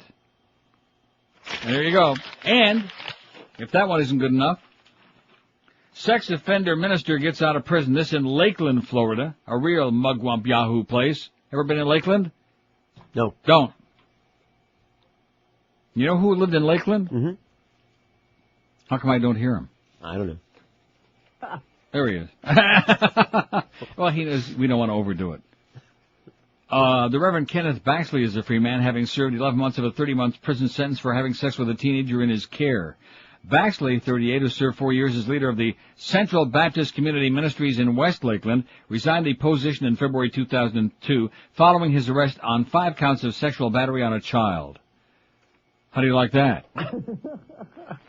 At the time, he was already in the Polk County Jail. He was in the Pokey for failing to register his address as a sex offender, a charge stemming from his 83 offense for which he was sentenced to probation. Baxley was sentenced in May 2001 to 2 years for the failure to register charge, and yada, yada, yada. There you go. On and on it goes. 5670560. Let's get those phones smoking, man, or Duff is going to really ruin his whole weekend. You know what? It won't bother me, because I don't really give a crap. But Duff, since he's the one behind this whole crazy-ass concept. And look at that. There's only one line ringing. It's on line 6. WQAM, desperate line. Yeah, how late are the guys going to be at Hooters selling stuff? I beg your pardon? How late are the guys going to be at Hooters selling the Neil Rogers stuff? Till you buy your stuff and leave. No, till 2 o'clock. Thank you. Okay. I'm just saying till 2 o'clock. I made that up. Well, he evidently don't want to come back here too soon because Doreen might start hitting on him again. He's so tired of that smell, you know. He can't stand it. And I don't blame him. 5670560, pound 560 on the AT&T and Verizon wireless line. Well, you know, you're sitting in there laughing, but I think he's got an excellent point. You want to know why? It takes forever to get that taste and smell out of your system. You got it, Henry. Oh! And by the way, lose some weight, you fat cow. Jesus, I still can't get over how it looked like somebody took a gigantic, not a bicycle pump, but you know the air hoses? No, not the ones that you put air in your tires, but like the vacuum, you know, the big vacuum things they have at the gas station that you vacuum your car out with. It looked like somebody put one of those hoses up Henry's ass and just pumped him up. Maybe Henry Barrow could be governor of California. They pumped him up. What's that now? He said, meal.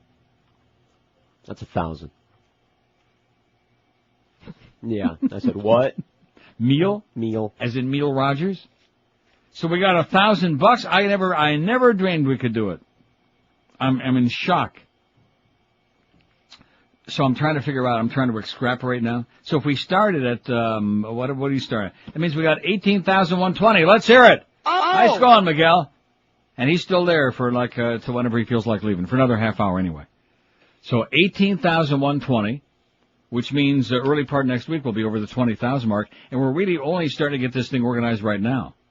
Right. And once we get those Pharrell keychains, it's going to be really, again, there's no telling how big that'll be. You know what I'm saying? Absolutely. 204 votes for Rick Sanchez. Who do you think is or was the most disliked media person in South Florida ever? Rick Sanchez, 204. Mo Howard David at 106. George Rodriguez, 27. Hank Goldberg, 25. Neil Rogers, 24. We're within 3, like the 3 of us. We're small potatoes, though. Spilky's Neray's got 20. She's moving on up. And poor Greg Budel's got only 5 out of 411 votes. Only 5 people know who you are, Greg. Well, no, that's got to be the answer to the question, because anybody knows who he is, he would get their vote. Right? Anybody know who that be? Greg Budel? WQAM. WQAM. Neil. Yes, sir. Hey, how are you? Pretty good. Is Larry King on that list? I don't think he's a South Florida media person. No. Well, you said is or was. Oh, that's right. That's a good point. Was. I think that's an excellent addition. Okay, and then even though he ain't here. Did you put Belkey's on her because George didn't like? Because what? Because George didn't like her. Well, she's already got 20 votes, so there must be a lot of people. Because I'd like to nominate somebody that turns my stomach as much as Belkey's turns George's stomach. Joy Purdy on Channel 4. Purdy Joy. Joy Purdy? Purdy, P-U-R-D-Y. She sure has a pretty mouth. The worst. Hey, can I ask you something about one of your drop-ins that's been bugging me for a while? Sure, go ahead. The one where the guy said, I hate this place, nothing works here. Where did that come from? Is that a movie? Where did that come from, George? I hate this place, nothing works here. Where'd that come from? That came from an HBO America Undercover special called Inside Bellevue about Bellevue Hospital, and that is a genuine Bellevue inmate named Brian. Wow. I thought perhaps that was like from some movie or something. I mean, that just now it's a little sad knowing that, but I thought. Oh, he was hysterical. He was great. Oh, don't feel bad. He's okay now. I feel terrible. Go ahead and play that. Go ahead and play that 30 or 40 times. Absolutely. Okay, have a great day. Have a great weekend. Bye. You too. He feels bad. 26. He's just kidding. Look at this. Oh, okay. You remember his faxes? Sure. See, there's certain people who are never going to mention you anymore. No more. Because they refuse to stop. They just refuse to stop. It's like that little Jerry creep, you know. In fact, see, what they don't realize is that, luckily, in our fax machine, the pages come up ass backward. Right. So you can see through the back of the page, you can see what's on the other side, kind of. Sure. So when you see that squiggly writing, or you immediately know who it's from, and so I reach over without even ever having to look at the front of it, and it immediately gets Schmidt-canned, and I say, all right. Yeah. Speaking of Inside Bellevue, these crazy people, we might as well be inside Bellevue with all the lunatics we have to deal with. No. These faxers. 27 well, they're especially this week loading up heavy because they know that when I'm back in Toronto next week that you don't send a lot of those really good things. Oh, yeah. You don't share the really good stuff with me and waste my fax paper up there. Of which, by the way, I have a hell of a lot and I got a really good setup up there, unlike this piece of crap studio here. Hey, do you have kids going back to college? Well, if you do, why not give them one of the comforts of home, a great new bed from Dial a Mattress. By calling 1-800-MATTRESS, you can order a new mattress from Dial a Mattress for your college student and send them up right in that off-campus apartment they're going to be screwing their brains out in. When you call 1-800-MATTRESS this week, ask about their low prices on Serta Perfect Sleepers, a great option for students. Consumers rated Serta Perfect Sleepers a best buy, and at Dial a Mattress, as you'd expect, they're an even better buy. Special student deals on twins and fulls, and great prices on all sizes and comfort levels of Serta bedding, too. And it doesn't matter where the college student be going, if they're staying in South Florida or headed to Philly, Boston, New York, Washington, Rochester Business Institute, RIT, University of Buffalo, whatever. Because the bedding experts at Dial a Mattress will make them feel like they're right at home. Get that Serta bed for them now by calling 1-800-MATTRESS. You'll get service like people only dream about from the delivery team, ranked the best in the universe in customer satisfaction. When you call Dial a Mattress, like always, you pick the day for delivery any day, 7 days a week, and aim to our window from 8 in the a.m. till 10 in the p.m. Your kids will be sleeping like a baby the very first night. And maybe they'll be sleeping and making babies. With low prices, same-day delivery, free setup and removal, it's easy to see why Dial a Mattress is ranked the best anywhere in customer satisfaction, and everybody gets a student discount, too, at Dial a Mattress. So call them right now, 1-800-MATTRESS. Do your kids a big favor, 1-800-MATTRES, or check them out on the web at mattress.com. We're Sports Radio 560, QAM. I didn't know you liked canoeing in the rapids, Mo. That's a manly thing to do. And I like men. Stupid. Ow! Don't hit me with that oar. Oh, what? Ow!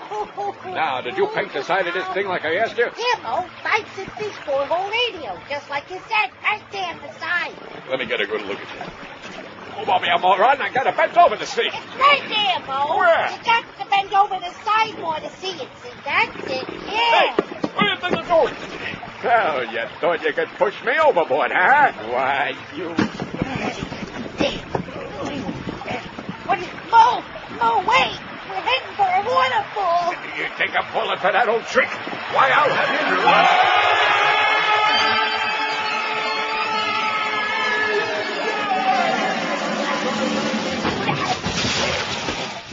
Well, at least we're on shore! Yeah, the wood... And not a fine mess you got me into. Yeah, looky who dropped in here, Jeb. How you fellers doing? I'm Georgie. That's my Uncle Sister Jeb. Howdy. And this here's my brother and my pa Marvin. Howdy. Mama named us after all the Bushes in honor of the greatest president this country ever had, George Washington Bush. Well, it's real nice meeting you, and You ain't going anywhere, sister. No, see here, my good Christian friend. You just drop your George and get on your knees. You too, girlfriend. But wait, I'm a virgin. You sure sound funny, but I like your lips. Don't you?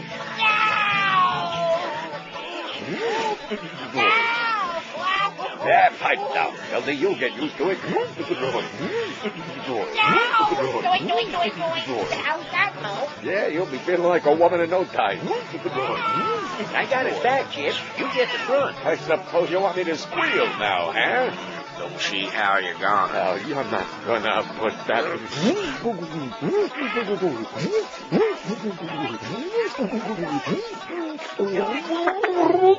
26 till 2 at 560 WQAM. Geldy's really getting into it, sounds like to me. 438 votes on the poll, like not bad. Getting into somebody.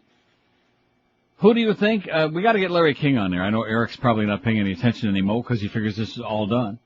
He's probably not paying no attention, but nevertheless, Larry King's a good suggestion. Too bad we didn't think about that earlier because he hasn't been here in a coon's age.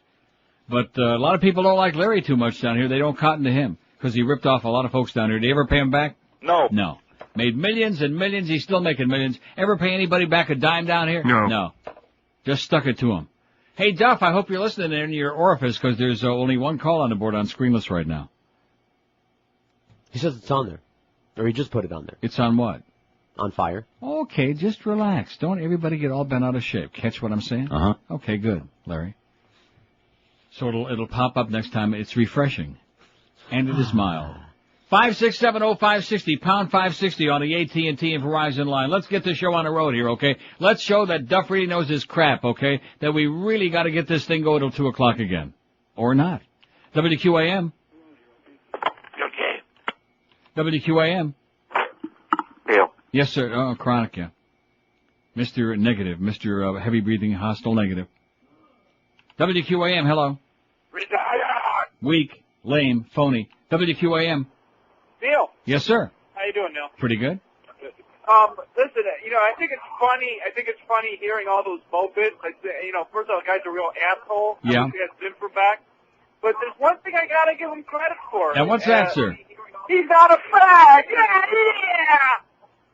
Yeah. How does he know? Yeah, how can you be sure of that? Especially with all being the rapey and all of these bits.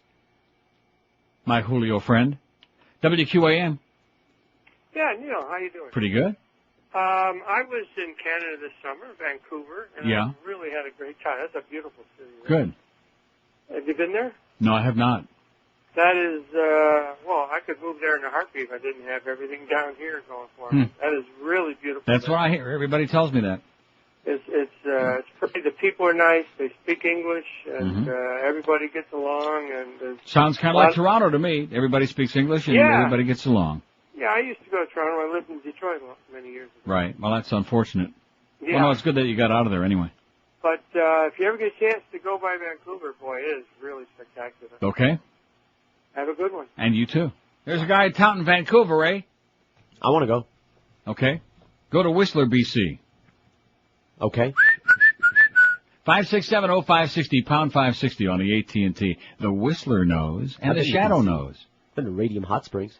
You can smoke some really good rope up there in Whistler, BC. WQAM. Now, what the hell was that all about? WQAM, hello. Hola. Hello? Yes, sir. For Neil, please? Speaking. Neil, how are you? Pretty damn good. Good. Hey, Neil, I got back from Amsterdam about 3 weeks ago. I'll be damned. Was my first visit there and loved it. I had a great time. Now, you're not the guy that was staying in the hotel room next door to me there. No, sir. Okay. No, in fact, my wife, while we were on the tram, said, you think you're going to run into Neil? And I said, Neil has not been talking nicely about this place lately, so I don't think we're going to see him. And I was just there. I know, and then I heard that you were there. Well, no, see, you're lucked out. I mean, if you've been to a place 100 times and then you have a couple of bad experiences, you can't just give up on it. But I will say, and everybody I've talked to agrees with me, they went through a period of time when the tourism was way down and there were no tourists there, like back in May and back in the wintertime. And it was deadly there. It was just very boring. But starting again, I guess in late July and August, it really picked up again. Well, we really loved it, and we were looking forward to going back there again. Neil, what I wanted to let you know was that the first day we got there, we took the number 4 tram. We were going up to the city center, and we got off just before Rembrandt's Land. Right. And we walked into this. We were looking for a place to eat, and we walked into this little Mexican restaurant, and we sit down, and I tell my wife, honey, that is Celia Cruz that they're playing a CD of. And she goes, Celia who? I said, the Cuban lady who died and was in the front page of the Sun Sentinel for 2 weeks. And she goes, exactly, Neil. So she goes, forget it. How would you know? So the waiter comes over, and I said, excuse me, sir, is that Celia Cruz? And he goes, and Neil, he goes, not only does he say yes, he says, we were in mourning for her here a couple of weeks ago when she died. Get out of here. Sure. Well, maybe in that little Mexican restaurant they were. Well, yeah. Nobody else in Amsterdam knows from no Celia Cruz, I'll tell you that. But the guy was blonde, Neil, and he looked Dutch. I mean, Alsjeblieft. Incredible. Well, thanks for the good news, Pally. And I was going to have a conversation with him, but he's listening to himself. I guess he was done? No, because I was going to tell him I know exactly the restaurant where he's talking about. I've never been in there. I know exactly where it is, right there on the Rembrandtplein. Not too far from McDonald's, and also from the falafel place where the Rimmers once ate and actually paid for their own food on the Rembrandtplein. How do you know that? Because I witnessed it. Oh, okay. I was actually there, and I didn't go in there with him, I don't think. See if you'd taken your camera. I didn't go in there with him. That's why they paid for their own food. But they told me it was very good. I've never had falafel. Now, there is something because they're always having these ethnic food festivals in Toronto. Right. And they have like this stuff on a stick. Now, like the, No. Not that. Stuff on a stick. It's called Slouvaki. Yeah, that's Greek. Yeah. And it looks really good, but Greek stuff on a stick. Greek stuff on a stick. Oh my God. Rectum. Yeah, probably. And I've never been daring enough to try that. I don't know what the hell it tastes like. You can order it at the restaurant over here. The diner. Slouvaki, is that how you say it? Yeah, they don't give it to you on a stick. They put it on a plate. They stick it? They place it. Live and local. This is Sports Radio 560 QAM. Tonight on Biography with Mr. Mayonnaise. Hello, I'm Harry Smith. Join us tonight as we delve into the life of Cuban icon Celia Cruz. Born in Oyster Bay, Long Island, Cecil Krugman was a gifted child in more ways than one. Little did he know what one it would be. The early days of his career were in vaudeville, performing stand-up comedy in drag. So I tells him, if you want flowers, go bang a florist. Is it me you're hissing boo, or my big red sparkles you? World War II. Cecil signed up as a merchant marine and was sent to Cuba, where he retooled his nightclub act and became the well-endowed Superman that was featured in the film Godfather 2. Little did he know, Castro would rise to power, forcing him to change his act once again. Well, Carmen Miranda died right around that time, and there was a void to be filled. So I happened to be hung like Uncle Milty, and I decided to slip on a dress and start singing, you know. Cecil changed his name to Celia Cruz and became enormously successful as a drag queen salsa singer. Don't be scared of somebody in drag. If they look like Ernest Borgnine with a tan. Shrewd business dealings earned Celia his fortune, like the hit song he had after a record label offered him 85 cents per record in royalties. $1 better. I think that $1 better. On a sad note, Celia died. 14 till 2. A lot of people hitting the flow, I'll tell you that. We did $1,100 there today. That's pretty damn good, thanks to our friends over there at Hooters in the parking lot. I don't know if we have any on the inside, but we had friends in the parking lot. Right. And Miguel is gone, okay? So don't be schlepping up there right now and say, oh, gee, you didn't tell us he's gone. So turn around, go home. So one of our listeners out there who's obviously got a little bit too much time on his hands faxes me a picture of from a movie. The movie is Skidoo, and there's a guy here holding some chick up in the air, and she's blowing a trumpet. It's like, I don't know what this is. Like, who knows? She's blowing something. And he's popped some serious wood there, it looks like. Although, you really can't be sure. And like I said, this faxer has been watching a lot of things very real close, looking for something. Anything, I think. But thank you very much anyway. It's amusing. It's cute. It's fair. 5670560, pound 560 on the AT&T and Verizon wireless line. Larry King got a vote. Absolutely. WQAM. Yeah, George. Yeah. Yeah, can I speak to Neil? Okay, where you calling from? Fort Lauderdale. Let's go to Fort Lauderdale. Hello. Hello? Yes, sir. Yeah, Neil? Yeah. Yeah, you're talking about this Larry King all the time? Yeah. Back in the 60s, he had a radio station on the 79th Street Causeway. He had a radio station? Well, he was on a radio station. Yeah. On the 79th Street Causeway. He came in, he used to come in as a steady customer to my restaurant that I worked for, parking cars. Right. And I cashed a check for him for $10. And it bounced?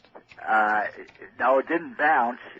I gave it to the owner, Mr. Weiner, Radio Weiner from the Loan me Bonfire. $50. Yeah. And it bounced. Loan me $50. Yeah, no, it wasn't 50, it was 20. Loan me $50. Yeah, but I just want to confirm that. Loan me And $50. this is back in the early 60s. Loan me $50. Right. Okay, thanks for the good news. Wow, there's some interest. Look at that. They're like getting into a pushing and shoving, these hot-headed Venezuelans. Well, that's the guy that was naked yesterday. Right, What can we do? puppets. Why can't we have an instant replay, huh? He's feeling a change. He's got his hands very deep in there. I don't think they could do that every day. Mira, mejor te callas la boca. No quieres que te la reviente a golpe. Oh, my En tu casa ya aceptaron a este marginal. Mira, marginal, vete pues. She's never gone to Mexico, so that's a blonde. Uh-oh, here they come, right there on the ice. We'll fight. Come on, do it! Hit it! Do it! There we go. Here we go. Roll time. Let's roll.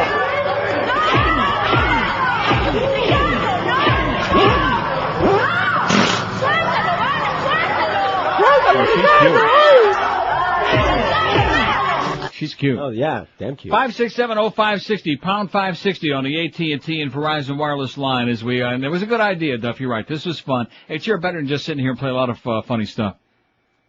How many votes we got on there? Who do you think is or was the most disliked media person in South Florida through the annals of time? 467 votes. And Ricky Tiki Sanchez, you're a winner, Rick. 233 votes. Mo Howard David at 119. George Rodriguez 30. I got 26. I'm tied with the humper. Spilky's Neray's only one behind. She's got 25. We got 26. Greg Budell 6, and Larry King's already got a pair. But he's still not giving no money back. WQAM. Hey, I had a quick thing for Neil. Hello? Hello? Yes, sir. Yeah, I had a quick one for Neil. Go ahead. You're speaking to him. Oh, Uncle Neil, I'm sorry. Hey. It's okay. Don't be sorry. Quick question for you. Did you see The Big Kiss? The Big Kiss? Brittany Madonna. Oh, about 800 times. They show it like every 2 seconds on CNN. And the last thing. And like I said, knowing where Madonna's lips have been and what they've been near, I mean, would you even consider that? No, not personally, but No. Brittany on the other hand, you know. And Ryan Norcross dresser, he's not on your poll? He's what? Not on the poll? I hate that guy. Let's see. Yeah, you're right. That's a good point. He should be on there. Come. Yeah, good point. Love you, Neil. We'll put him on there. Yeah, it's an arrow of omission. Let's get him on there. Brian Norcross. They hate him. It's not just like some of the other people that were mentioned who are just media people who we don't really like a lot, but they really dislike intensely. They despise you a little, Brian. They find you nauseating and grotesque and self-aggrandizing. The Neil Rogers Show on 560 WQAM, Miami, Fort Lauderdale. Friday, you bastard. This is our philosophy. This is our philosophy. And I'm sure you will agree. People are funnier than anybody. Big Brian Norcross's claim to fame was hanging in the closet when Andrew came. But when we get a soft summer breeze, he gets so hyperventilated like that Sex Bitch sneeze. This is our philosophy. This is our philosophy. And I'm sure you will agree. People are funnier than anybody. Okay, it's 4 till 2. We got the little dog, Joe Rose, coming up at 2 o'clock. Now, let's see. Let's get back to some real programming. What do you say? Huh? What do you say? No. The Humper is back on the air today from Vegas, 4 to 7. And at 7 o'clock, you get the Marlins on deck. This is the series of the year after this grotesque slump on the road, losing 8 out of 9. But the Marlins miraculously are still in a 5-way tie for the wild card spot. So this is the series of the century. You think anybody's going to be there tonight? No. No. I mean, Montreal Expos, they're the hottest team in baseball. They'll be here along with Milwaukee, which don't count. But they'll be here tonight to play the Marlins at 7:35 at the PP Park. You're going to be there, right? What? Where? Gigantic series. Eddie K after the baseball game and ESPN Radio overnight, because Joe and Mark only raised $60 for us the other day. They're on their way out. Jay and Davey says, I'd like to nominate little Brian Norcross. See? A little psychic work there by Jay and Davey.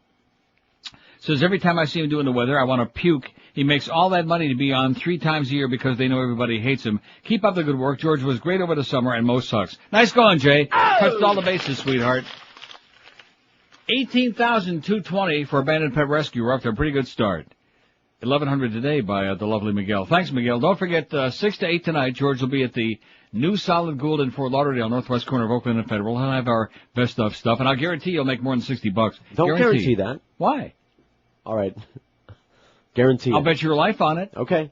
How can you not? $60? That's 3 CDs. Right. That's 2 CDs and 1 Mo Howard David keychain. All right, I can do that. Or that's 1 Mo Howard David keychain and 1 Mad Dog Mandage keychain from last year on 1 CD. Looks like I'm buying 3 CDs. There you go. Guaranteed. And then at Bill Seidel's, George, tomorrow over there where they like to eat the food, but they have no idea who he is. It's a great scam he's had going for a long time. How much a guy? Bill Seidel's Boulevard of Savings on Northwest 36th Street. Just west of 27th Avenue. Get the best deal and enjoy free food from Atlantic City Subs and drinks from Deacon Cider from 11 a.m. and until 1 p.m. tomorrow. So there you go. Let me, Schmidt can that. Okay. Because I don't want to leave like a mess here. I want to leave it like nice and clean and pristine from the Queen. Let's take a couple of calls before we get out of here and before I finally get out of this God-forsaken place. This has been, this week gone by, seems like only a couple of months. WQAM. Hello. Yes. Neil. Yes, it is. Neil, 8 months. I didn't hear, you cut out. I didn't hear the first part. I've been listening to you for the last 8 months. Excellent.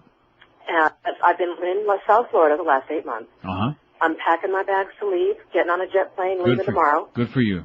I'm going to miss you. You're the only saving grace. Well, you can listen on the internet on neilrogers.com. You can listen. I will definitely do my best, but you saved me, Neil, and I just wanted to let you know. Where are you going?